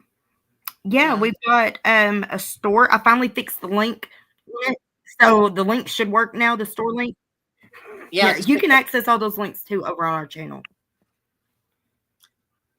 Sweet. And yes, Okay, that's I'm where going. you're at. Look Gotcha. at me, look at me, Sorry, I look wasn't at paying me. attention. Where's it gone? Hang on. We Yes. have a herbal apothecary, and I'm going to have a lot more apothecary items and remedies, home remedies, tinctures, things like that soon too. See, We're the QR going to start with some candles and things too. That'll be new, hopefully real soon. And, kind of Handmade branching and soaps. soaps and things, and kind of going to try a little bit of different things and see. So that QR code on the top of the screen, that will take you to your YouTube channel. So you can scan that. I made one. Yeah. Okay. I can do that, Yeah, but I and can't do it. I mean, people can just support us through the store, you know, and get something in return for it. I like the sound of that tallow. Whipped tallow honey balm. Lavender. Yes. What's that? Finished beef tallow. Yeah. Olive oil. Manuka honey. That's supposed to be really good, Manuka honey. We're also going to start, we're working on it, is to do a newsletter. That way, people that follow us and different things like that can kind of see the things we're interested in, and just kind of a little. The other day that said that she made her own, and I have reached out to Gemma and Jamie as well. Yeah. So I'm now friends with them on Facebook. Gemma's a wonderful person. She's really sweet, and she's one of us. You know, she's been through it too, and struggled and scraped, and you know, got by like the rest of us. You know, so, and like I said, Jamie, I knew her mom. I don't, you know, she's a little bit younger than the bunch that, you know, hung around at my house and stuff. So, but I did know her mom. Her story was more that she had gotten in trouble and everyone knew how to get her out of trouble, and that was just her mum. That was her mum's advice to her. You know. Yeah. Bad. Well, you know, because it had went on with her. Yeah. Too. So, you know, it's a generational thing. You know, it's like I was talking about with the CPS with Sarah. You know, this is now the third generation of my family that, you know, they harassed me and my daughter, now my grandkids, you know. So you've got 3 generations involved right now. And 4 if you count what my parents had to go through with, really? you know, me and my oldest one.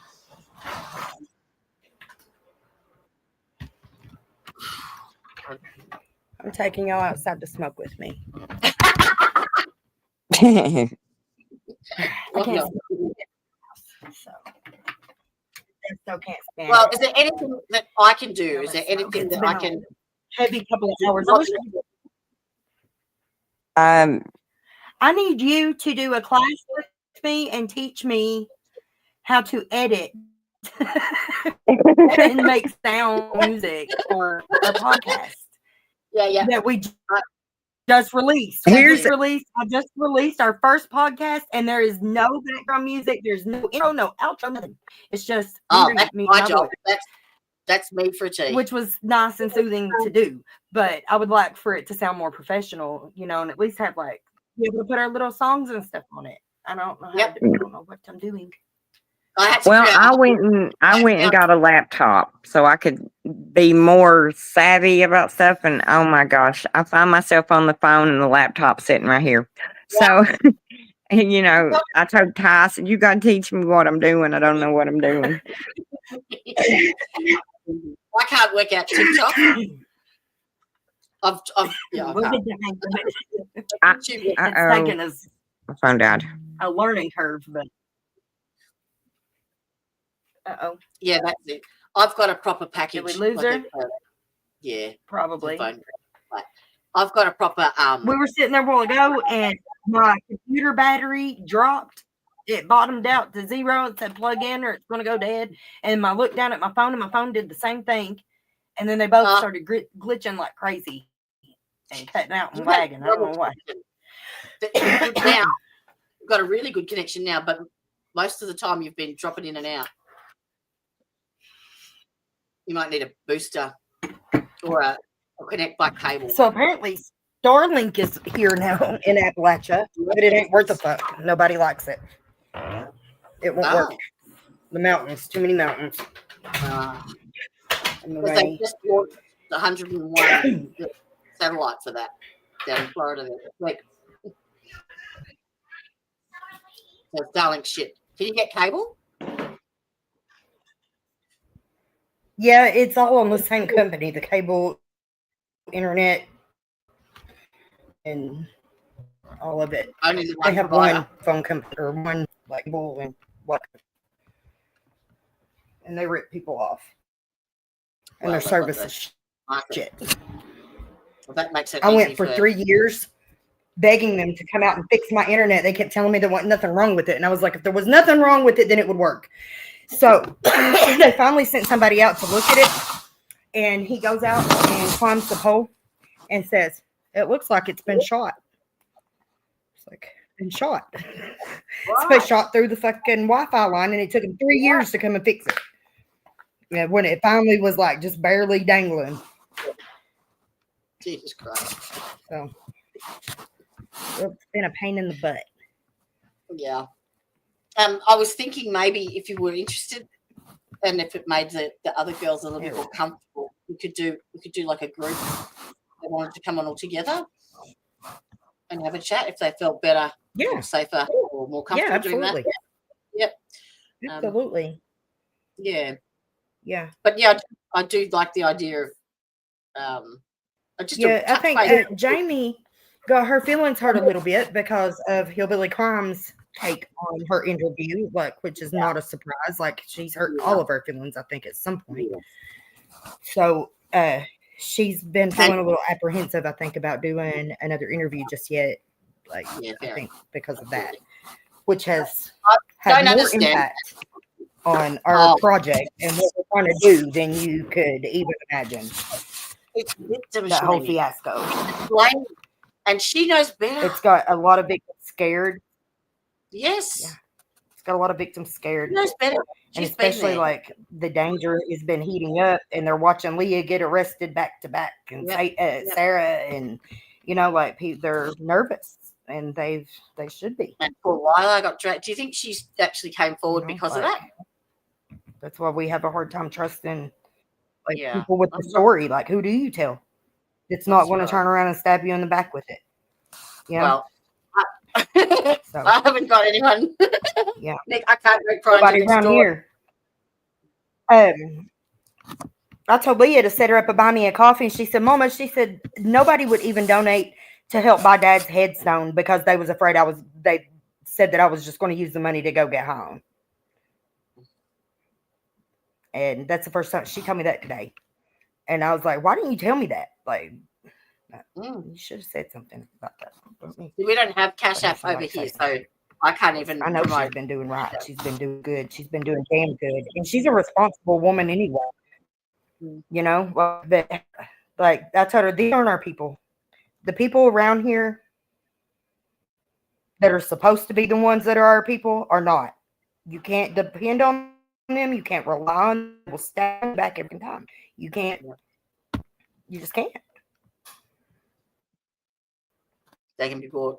It's sad, but true. You know? They're just they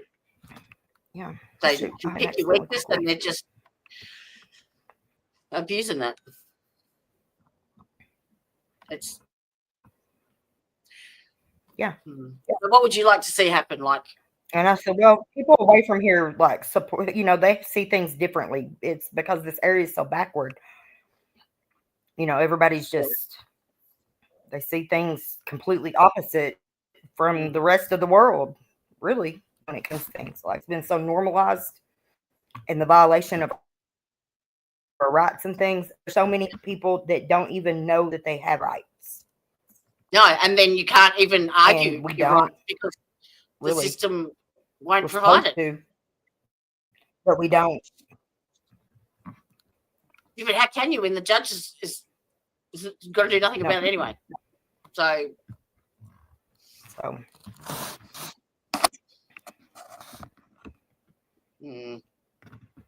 But the FBI does have wind of it. They've been notified all over the country. People have been turning in evidence, reaching out. They're aware. Oh, so okay, and that there's a central. Is there a central number, or who? Where do they go? They coming to you? I don't know. We couldn't get nobody in Kentucky to help us or to even hear us out. So we have people in Texas, in California, Chicago, For and Nevada victims, have all turned it into their field offices. 2 places in Evidence. California, in Sacramento and in San Francisco. but what? That's victims that have moved Yeah, outside because of nobody Letcher would County. take it here. Nobody listened to us. So we got people, you know, through our YouTube channel, people we met on our channel that have been like, yeah, this is not right. Like something's really fucking bad here. And they've been taking it and turning it in. It's been turned into Department of Homeland Security as well. What, your information or their own? Which now they responded. Like they did respond at least, you know, with a phone call and questions and stuff. Building a I'm file confused. So, on my case. But people you've got interstate, are they victims that that took have been somebody going in person to an agent, to a friend, and be like, listen, like, looking in here, and nobody's listening to these ladies. Like, can you give it a look? And he looked over it, showed him our channel, and showed the other girls, and you know their stories and the TikToks, and showed them all of it. And so like they at least had something to say back about it. You know, that's more than we got out of the FBI. We couldn't even get a phone call out of them. So you're talking about women that have lived at Letcher, experienced this, and moved interstate, that are coming forward now. Is that what you're telling me? So the people that are coming forward from California and stuff, are they previous residents of Letcher that have been victims and moved?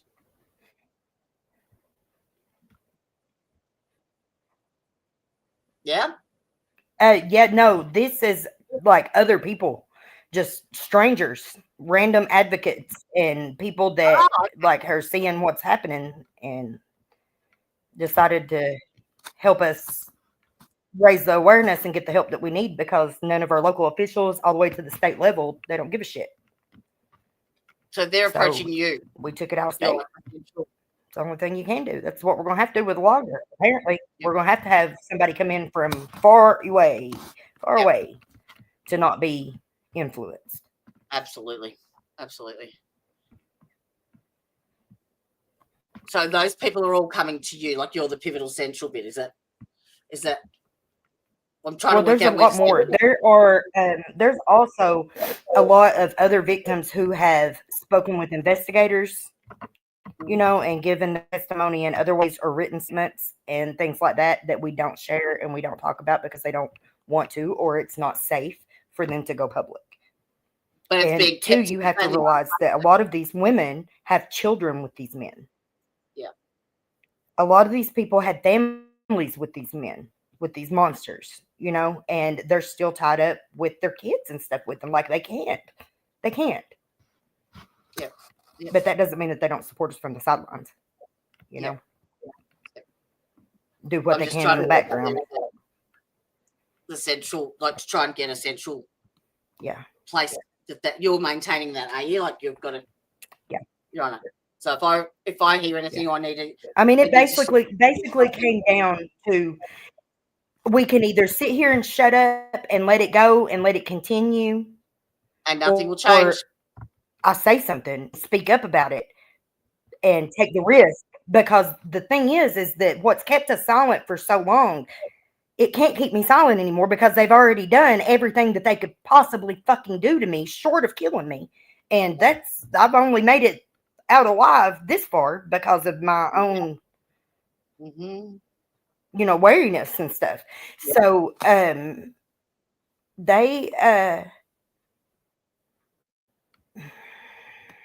is there anything the public can do? Yeah. The thing is then you look at my family, Lexi, Silas, Clarence, the way that they keep harassing Leah. And I've gotten multiple years for support and stuff. I did find out that my husband accidentally missed a couple of payments, but we got them made up. I got them sent back in, thank God. Because they sent me a letter and said I have to come to court December 10th for a show cause of why I Mhm. shouldn't be violated on it. And I was like, what do you mean I haven't missed a payment? What is going on? And I called and she said, no, there was a couple missed payments that I wasn't aware of. And I said, we're just going to call it a clerical error. Oh, yeah, And yes, I'm just going to have to pay more attention and make sure it gets sent in every month. well, didn't But they double your child support and added things have been really chaotic. Like things have been really busy, really chaotic. I had to up and leave my house in the middle of the night more than once for my safety. You know, like, so I can't blame him for, you know, skipping a couple of bills or missing a couple of payments. Like, I can't hold that against him. It's been, and that's what makes scary. things like Been- what hillbilly crime makes it so dangerous, stressful. because people's lives are at risk. It's real. It's not a fucking joke, and it's not their fucking fault. So if I don't speak up, they're going to kill us anyway. You know, if nobody can see that, like, they keep saying, why are you speaking up now? Because they're killing my fucking family. They're picking them off one by one. If I don't And say something and ask for help, I'm just And then- supposed to let them do it? Let them Yeah, come and kill no. me next? What the fuck's wrong with y'all? You know? Yeah. No. They're going to kill us anyway. So.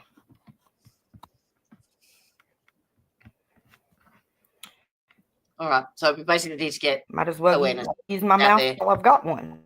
Yep. Maybe my kids and everybody else's won't have to deal with this shit anymore. Yep. You know? So fuck them. Yeah. Sorry if it hurts your feelings. Sorry that you're a hard time understanding the situation. But,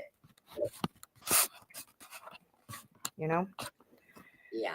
I think there's a lot of. It took me a little while to realize or to understand, because you get called like a social influencer, and I'm like, what the fuck's that? But believe it or not, a lot of people,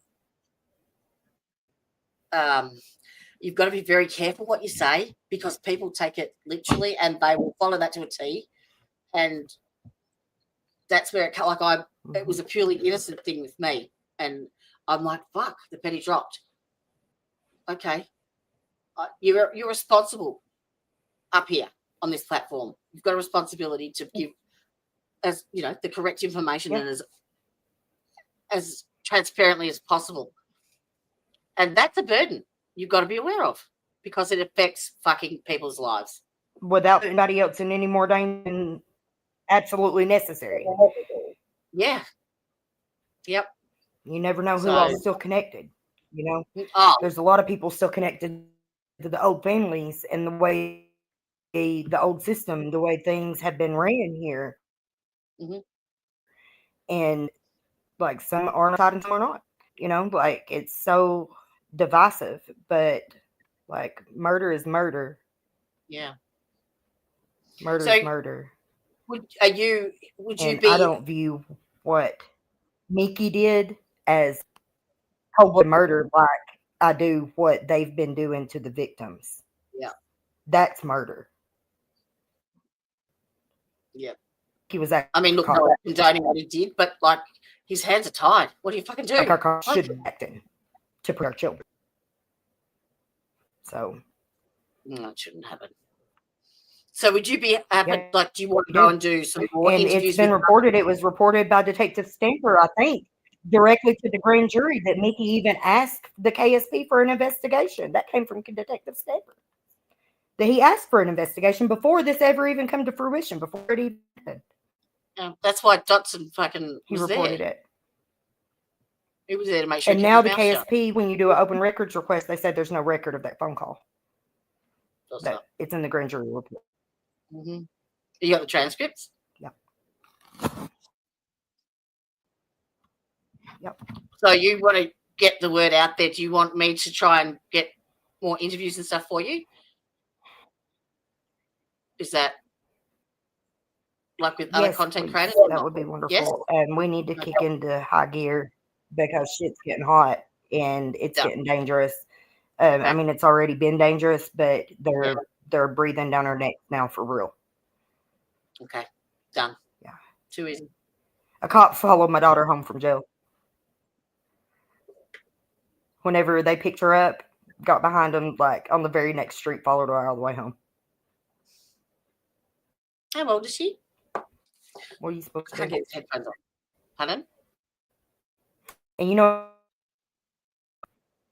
there's no body cam, there's no dash cams. They say department that it's at the department's discretion whether they use them or not, that they don't have to because they can't afford it. But now they're wanting to build a brand new police precinct. But they can't afford body cams. Mm-hmm. The cops they got. Why do they need a bigger department? Isn't it mandatory over there?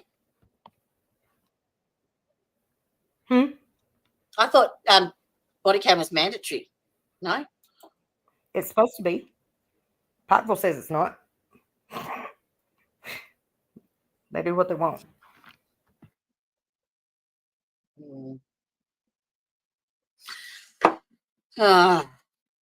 Well, I just take my hats off to you girls because you're fucking stronger than I've. Like, I don't even. Brandy said they know we won't stop. Right? Yep. Got me fucked up. I think I'm Yep. gonna let them kill my kids. I'm done. No. Done with their shit. Take it off. No. No, we want our freedom and our kids, and we're not going to stop until we No, get it. it's not that fucking much to ask. Right. I don't think so. So I take my hats off to you, and look, you're doing fantastic work. And I want you to make sure that you look after you and stay fucking safe, okay? Absolutely. Absolutely. Security at the ready. Yes. Yeah. All right, They Angel. have Well, control of my cameras. They can hack into my security cameras here at my house. that's what I was thinking. You've got And one they'll phone point them call. toward my door. Or like if people are here, it like points it and like will shine a light in your face. Yeah. It's fucked up. Whenever you go to sign in on my Wi-Fi, it'll tell you that there's another device that's monitoring other devices on this network. So they fucking hell. They use programs like drug court and these probation programs that strip you of your rights away to do illegal searches of your phone to see who you're talking to, to see if you're going to be a problem. And they're extending sentences and adding extra time to the girls who they suspect are. So you think they're listening to you as well? This is serious. This is so much bigger than people around here want to open their fucking eyes and take a look at. This is so much worse than what meets the eye. No, this ain't just about me. And no, this is not about me at all. Like, they're going to fucking kill me. They're going to. Unless something drastic happens and somebody stopped before they get the chance. That's the only chance I got. So, like I said, regardless of whether I speak or not, I'm always looking over my shoulder. My kids are. Is there any options of moving? You gotta put your foot down sometime. No, not really. I mean, I bounce around. We've got the couple places. There's options like maybe in the future if I could ever get my parole and stuff took care of, but I can't even get a week's pass to go visit my friend in Texas. So you're stuck in the county. I can't leave the state without permission. I'm not supposed to leave the county without permission, but now my officer is aware that like I go back and forth to Brandy's and stuff for a couple nights a month. You know, like he knows that I do that because I don't want to get in trouble or get caught down there, pulled over or something, and have to give my ID. And then they're like, "What the fuck are you doing 3 counties away?" So I don't always like get a chance to notify him the day that I'm going to visit, but like I will let him know, you know, whenever I have to go. If it's for more than a day or two, then he's good about like giving me passes and stuff to go on short trips with my husband, like to Gatlinburg or something, just a few hours away. But whenever I bring up wanting to go anywhere else, then they want to know who I'm going to stay with, want the names, what their jobs are, who all lives there. Like, you don't need all that information just for me to go visit family. You want a fucking audit of their fucking tax return too? You know?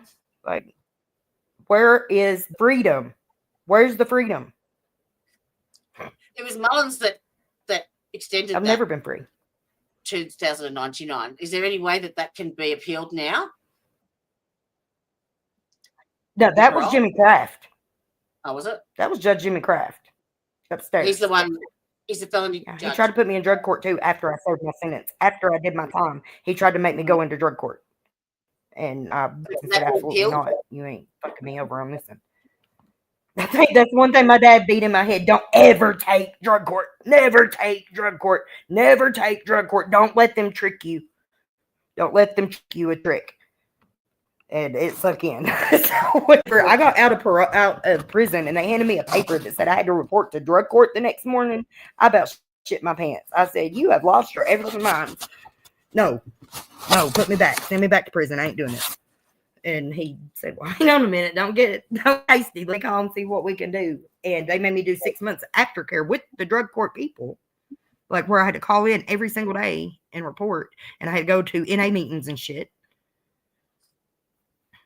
with the other drug court people. The only thing I didn't have to do was go to court. Like, huh? They were supplying the drugs there. Is that right? At drug court. That was what? The Were they drug supplying court? drugs at drug court? That is alternative sentencing for felons, for felony drug charges. And if you're supposed to be, it's more like a pre-trial diversion or parole. Yep. Like outpatient type, treatment. That doesn't mean that you get to just tack it on and keep adding time to people's fucking sentences after they've already been sentenced, paroled, released, completed. Like the main offender where they get you back into the cycle. So if it was just on paper, if that 2099 parole was just on paper, like the child support office claims to be, then I would not have to report every month. Mm. I wouldn't have to stay in the state, in the county. I could travel at will. I wouldn't have to go piss in a cup when they tell me to. Like, so no, that's not legal. That is not legal. Whatever your excuse is for using that date. Because you're not just using the date as a filler when you're making me go through with all the fucking actions that go with it. Yep. I've earned my freedom. I've earned my place. I've earned my sanity and my peace. Yeah. Fucking oath you have. I mean, anybody can look at my life now compared to what it was and see that it's a totally different situation, Yep. And but even like there shouldn't be any fucking judgment anyway, Fuck. Unless you've walked in someone's shoes, you have no fucking idea always what they've will been be. through. Hey? Yeah. Always will be what? You dropped out. I missed you. All right, Angel. Are you still going to do another stream? Thank you so much. Oh, fuck. Don't even bother. Nothing. Fuck. The least I can do. And I do have some contacts I've got in the back of my head, so I will start putting some shit into place. And we will do that editing. I promise we'll do it. It's better if we do a stream like this, but in private, and I can share my screen and show you what we're doing. All right. So we'll make a date over the weekend. All right. Too easy. Right. And I know you're listening, Brandy and Sarah. I am. I miss my Brandy. They're beautiful. I need some. We're planning a girls' trip for we already claimed it. Whether I'm on parole or not, I'm going on this one. I'm doing it. I don't give a shit. I'll go do a sanction for it if I have to. But there is something called Hex Fest in New Orleans, and it's like classes and just to be with other like witches and pagan people. And we want to take our daughters. Me and Brandy want to take the girls and go for like the whole week, do all the classes and workshops and stuff that they have to offer. And yeah, so that's how on the far is that agenda for away? next August. Is Texas a long So, way from you? but yeah, we want to travel. We need to travel. Like, I need to be able to be free to go. Yeah. Like, we've got things to do. We've got people to help. And I can't do that while I'm tied to fucking Kentucky, Yeah. tied to Letcher County. I can't breathe around here. Oh, You this go- lady here that just popped up in your chat, Diamond in the Sticks, that's my neighbor. She's awesome. She's got a channel too. Yay! There she is. Well, drop her link in the chat. I've made Yes. you a mod, so you can drop it in. You can do it. If you've got a YouTube, you just post Click, it. okay. How do I do Copy that? paste it. Copy I don't paste know it. how. So hover over her YouTube. Are you on her YouTube channel now? I'll show you how I do it on yours. Hang on. I'll share the screen. No, she's in our chat right now. They can just click it from your chat. Yes, they can if you drop the link. They Yes. can click on her. I could be able to, or click on her name Hang on. there I'll show and you. link to them. My computer's not running fast enough to run YouTube at the same time That's all right. as StreamYard. It can do one or the other. Your Not both. channel. No. So you go the top bit here and That's open the ours. links, Yeah, and then and then you hover over this and copy. Mhm. Oh, just the one. Copy and paste it. That's it. Okay. Copy. Yeah, I just can't get it to open Put it in chat. Paste it. You don't have to. because of the lag. It might. So that's in chat now. There you go. Okay, there we go. And I've given you permission to put it in the chat. Okay. You just got to copy paste. That's all. Diamond in the Sticks. You put yours in there. Put your Yeah. page in there and get you a few new viewers. Put it up. And you can add it to the Such comments. good stuff. And If she comes down sometimes and helps me film, like whenever I have to do interviews, like she'll come and film like from other devices and stuff for us. And she's been really helpful with my YouTube journey. I've learned a lot from her. if you want to promote anyone, just send them through to me, Ty, and I will put them up in my community post. No worries. Okay. I might actually create a whole Um, playlist dedicated, so it's all in one place. All Yeah. right.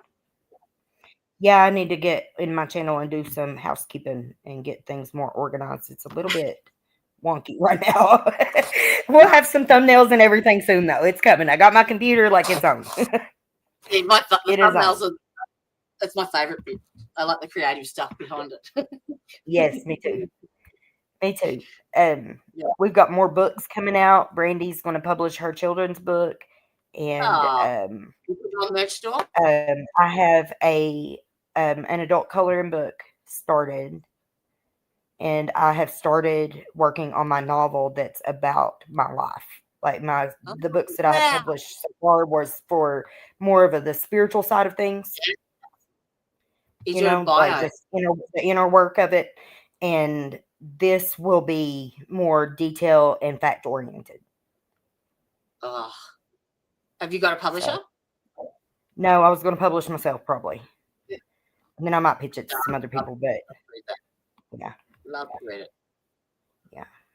Wow. so Well, keep fighting the good fight, sweetheart. it's going to do great, though. I know it will. Yep. I was trying to wait out Mickey's trial and see what happens, but They I haven't got feel a like by date. the time I get finished with it, we'll be there. Do you think they're going to drag their heels on that? So I don't know. I'd say it probably depends on like how much of this evidence is forthcoming. You know, how many victims and who all But they can get that to come speak in? to, because I mean, it's finding not really out. been all that long since they put it out asking for more to come forward. And when Lala made her videos about like y'all, it's time to help my dad. Like, look how much he's helped everybody else. And we know Who's that those putting that videos and forward? stuff, the evidence is out there. If y'all got messages or anything, Lila on her TikTok. Have you got her She's TikTok? got a couple new videos up. Yeah. So who's putting out that they want this information about Mickey's attorney?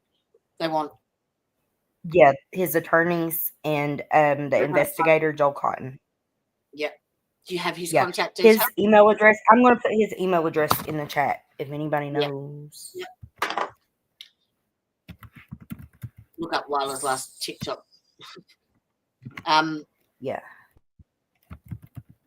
Can they bring that in though? Like, because they're claiming an insanity defense? Like, is that admissible? All this stuff?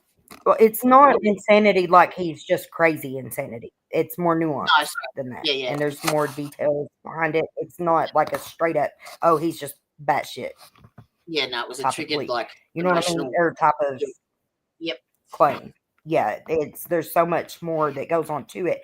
And it's actually because of the threats and the psychological pressure that he was under is what the insanity defense is based on. Absolutely. It goes deep into the days leading up and how he thought people were like watching his house and all these things, the threats that were made to his family's well-being. That's real. That happened. Yep. He believed it, and he should have. Yeah. Yep. So it's that kind of insanity. Like he had a moment like where he just broke from everything. You know what I mean? Like just checked out because of all the pressure and the threat, and that's the kind of insanity that they mean. Yeah. Well, he was. And Lila commented in one of her latest videos about that. She said, she was like, I looked up the definition of insanity, and it basically says that it's doing the same thing over and over again and expecting something to change. Mm-hmm. And I thought that was a good point. That's ironic, isn't it? You know, she was like, the time for being silent is over. It's time to speak. Yeah. Speak now, or stupid fucking headphones. What happened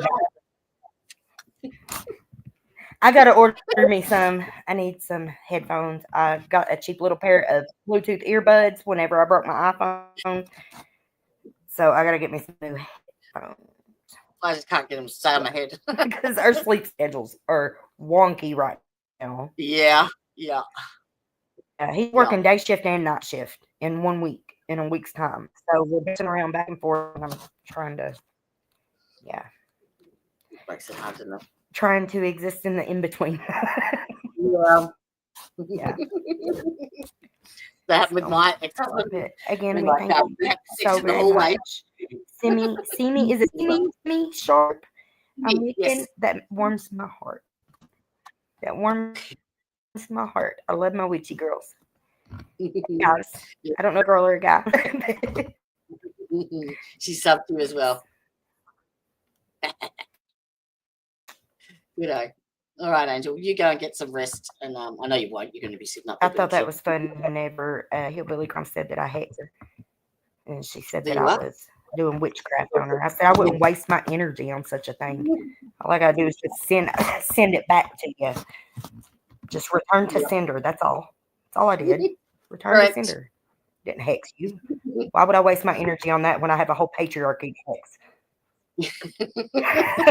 Like, no. Sorry. I'm about to kick into high gear with that too, because if somebody else don't make some changes, who else is going to? You know, the witches. Absolutely. The witches. What? Time to pull some justice magic. The twins are full of faith. The twins are full of faith. Yes.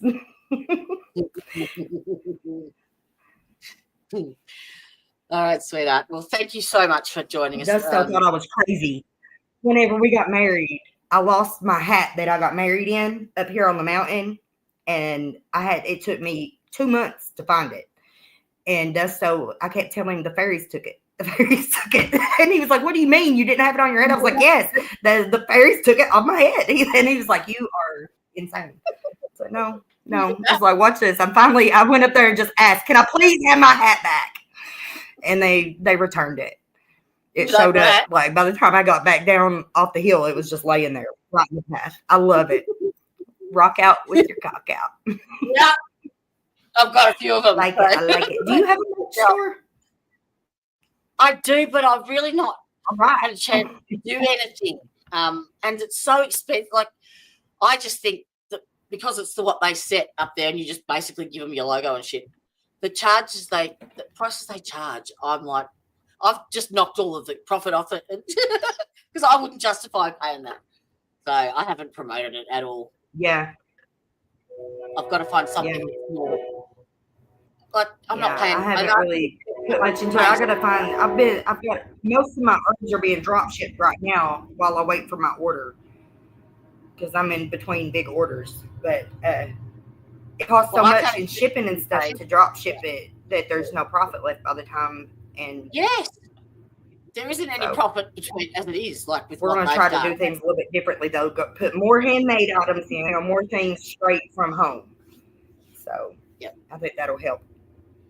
And we've got a lady that makes crochet blankets we're going to list some of her blankets in our store. She's donating some to Lady's Place as well and sending some to me and Brady. And we're so excited for it. And we've got some artwork, like paintings and stuff that some of the other girls like from around the region have done. And we're going to start listing those for them. So like when you're shopping from our store, from the Apple Dreams at my Shopify or .myshopify.com, that's not just for me and Brandy. Like most of it is right now, but in future, we're going to have other survivors and just anybody that needs help, to get a leg up. We're going to try to help them sell their wares and their handcrafts and things. So, and they will get all the profit for their own things. We're not going to take any cut of it. So we got a lot of people that need help. And very limited resources. Yeah. We're just trying to think outside the box. You. Open up as many avenues of income as we can. Yep, for sure. So, I'm excited to get that podcast going. I think that that's going to be a really good thing. And we'll be sharing more like personal and intimate stories on there. More candid conversations. Yep. So. Looks good. Yay. All right. Well, give everyone a big kiss for me. Thank you. I know you're still watching, Brandy and Sarah. Stay safe and good luck with the next court case. I don't know how she has stuck him in the eye with a chopstick. Yes. Thank you. You're welcome. Anytime. Have a good night, everybody. Good day over there, isn't it? Is it daytime over there? It's 3:30 in the afternoon. Is it daytime over there? Yeah. 3:30 in the afternoon. Yeah. 11:30 p.m. here. Okay, good night. I'm signing off. Speak to you soon. Wow, they just... If I had half of that strength, man. Yeah. All right, well, I'm going to try and put some info together to start collecting stuff, like promoting their merch and their donations and stuff, whatever I can. So I'll put that up. You'll see it, and I will organise with the girls to when it's a suitable time to do like a touch base weekly thing. I think that's really good. A good idea to keep the momentum going, and the more people that we can share this shit with, the better. It's not about keeping the information to yourself. It's about getting it out there, because keeping it to yourself, nothing fucking changes. It's about, we need to get this out, all right? Because these girls are literally, and I've seen it with my own eyes, literally at risk every fucking second of every fucking day. So don't take it lightly. I know it's a heavy topic, and I'm sorry, but it's important. It's really important. So there. Alrighty. Tomorrow, the same time, so 8 p.m. Eastern Standard Time or 12 noon Australia time, we are doing episode 5 of the Martin Bryant case. Now, this is the Port Arthur massacre, which is the biggest massacre in Australia. He was charged and sentenced to 35 innocent lives and 35 consecutive life sentences. He's been in prison for 30 years at this point, and he had none of his rights were all of his rights were violated, basically. And he has an intellectual disability. He's got an IQ of 66, so he's got the equivalency of a 10-year-old brain. Illiterate, but produced a confession and a map, So we're covering that as well. It's something that we're trying to raise awareness of in Australia, so that we can, because they've sealed all of his files until they've sealed everything until 2099, so that we can't get any of it.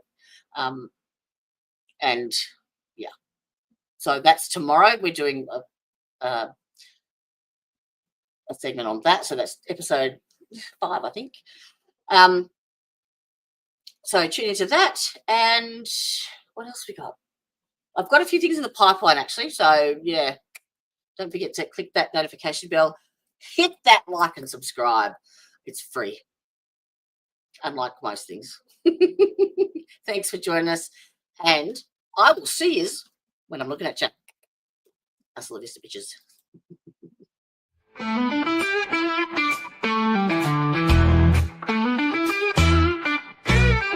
Hey there, thanks for stopping in. We hope you will join us again. We all look forward to next time. We get to talk about true crime. Clues. Justice served in an honest fight. True crime tales till the verdict's right. Solving more than just trivial quests, where sentences rule and the defense rests. Our true crime family is great. All types of topics we debate. Smash that like and ring that bell. Hit subscribe, you might as well.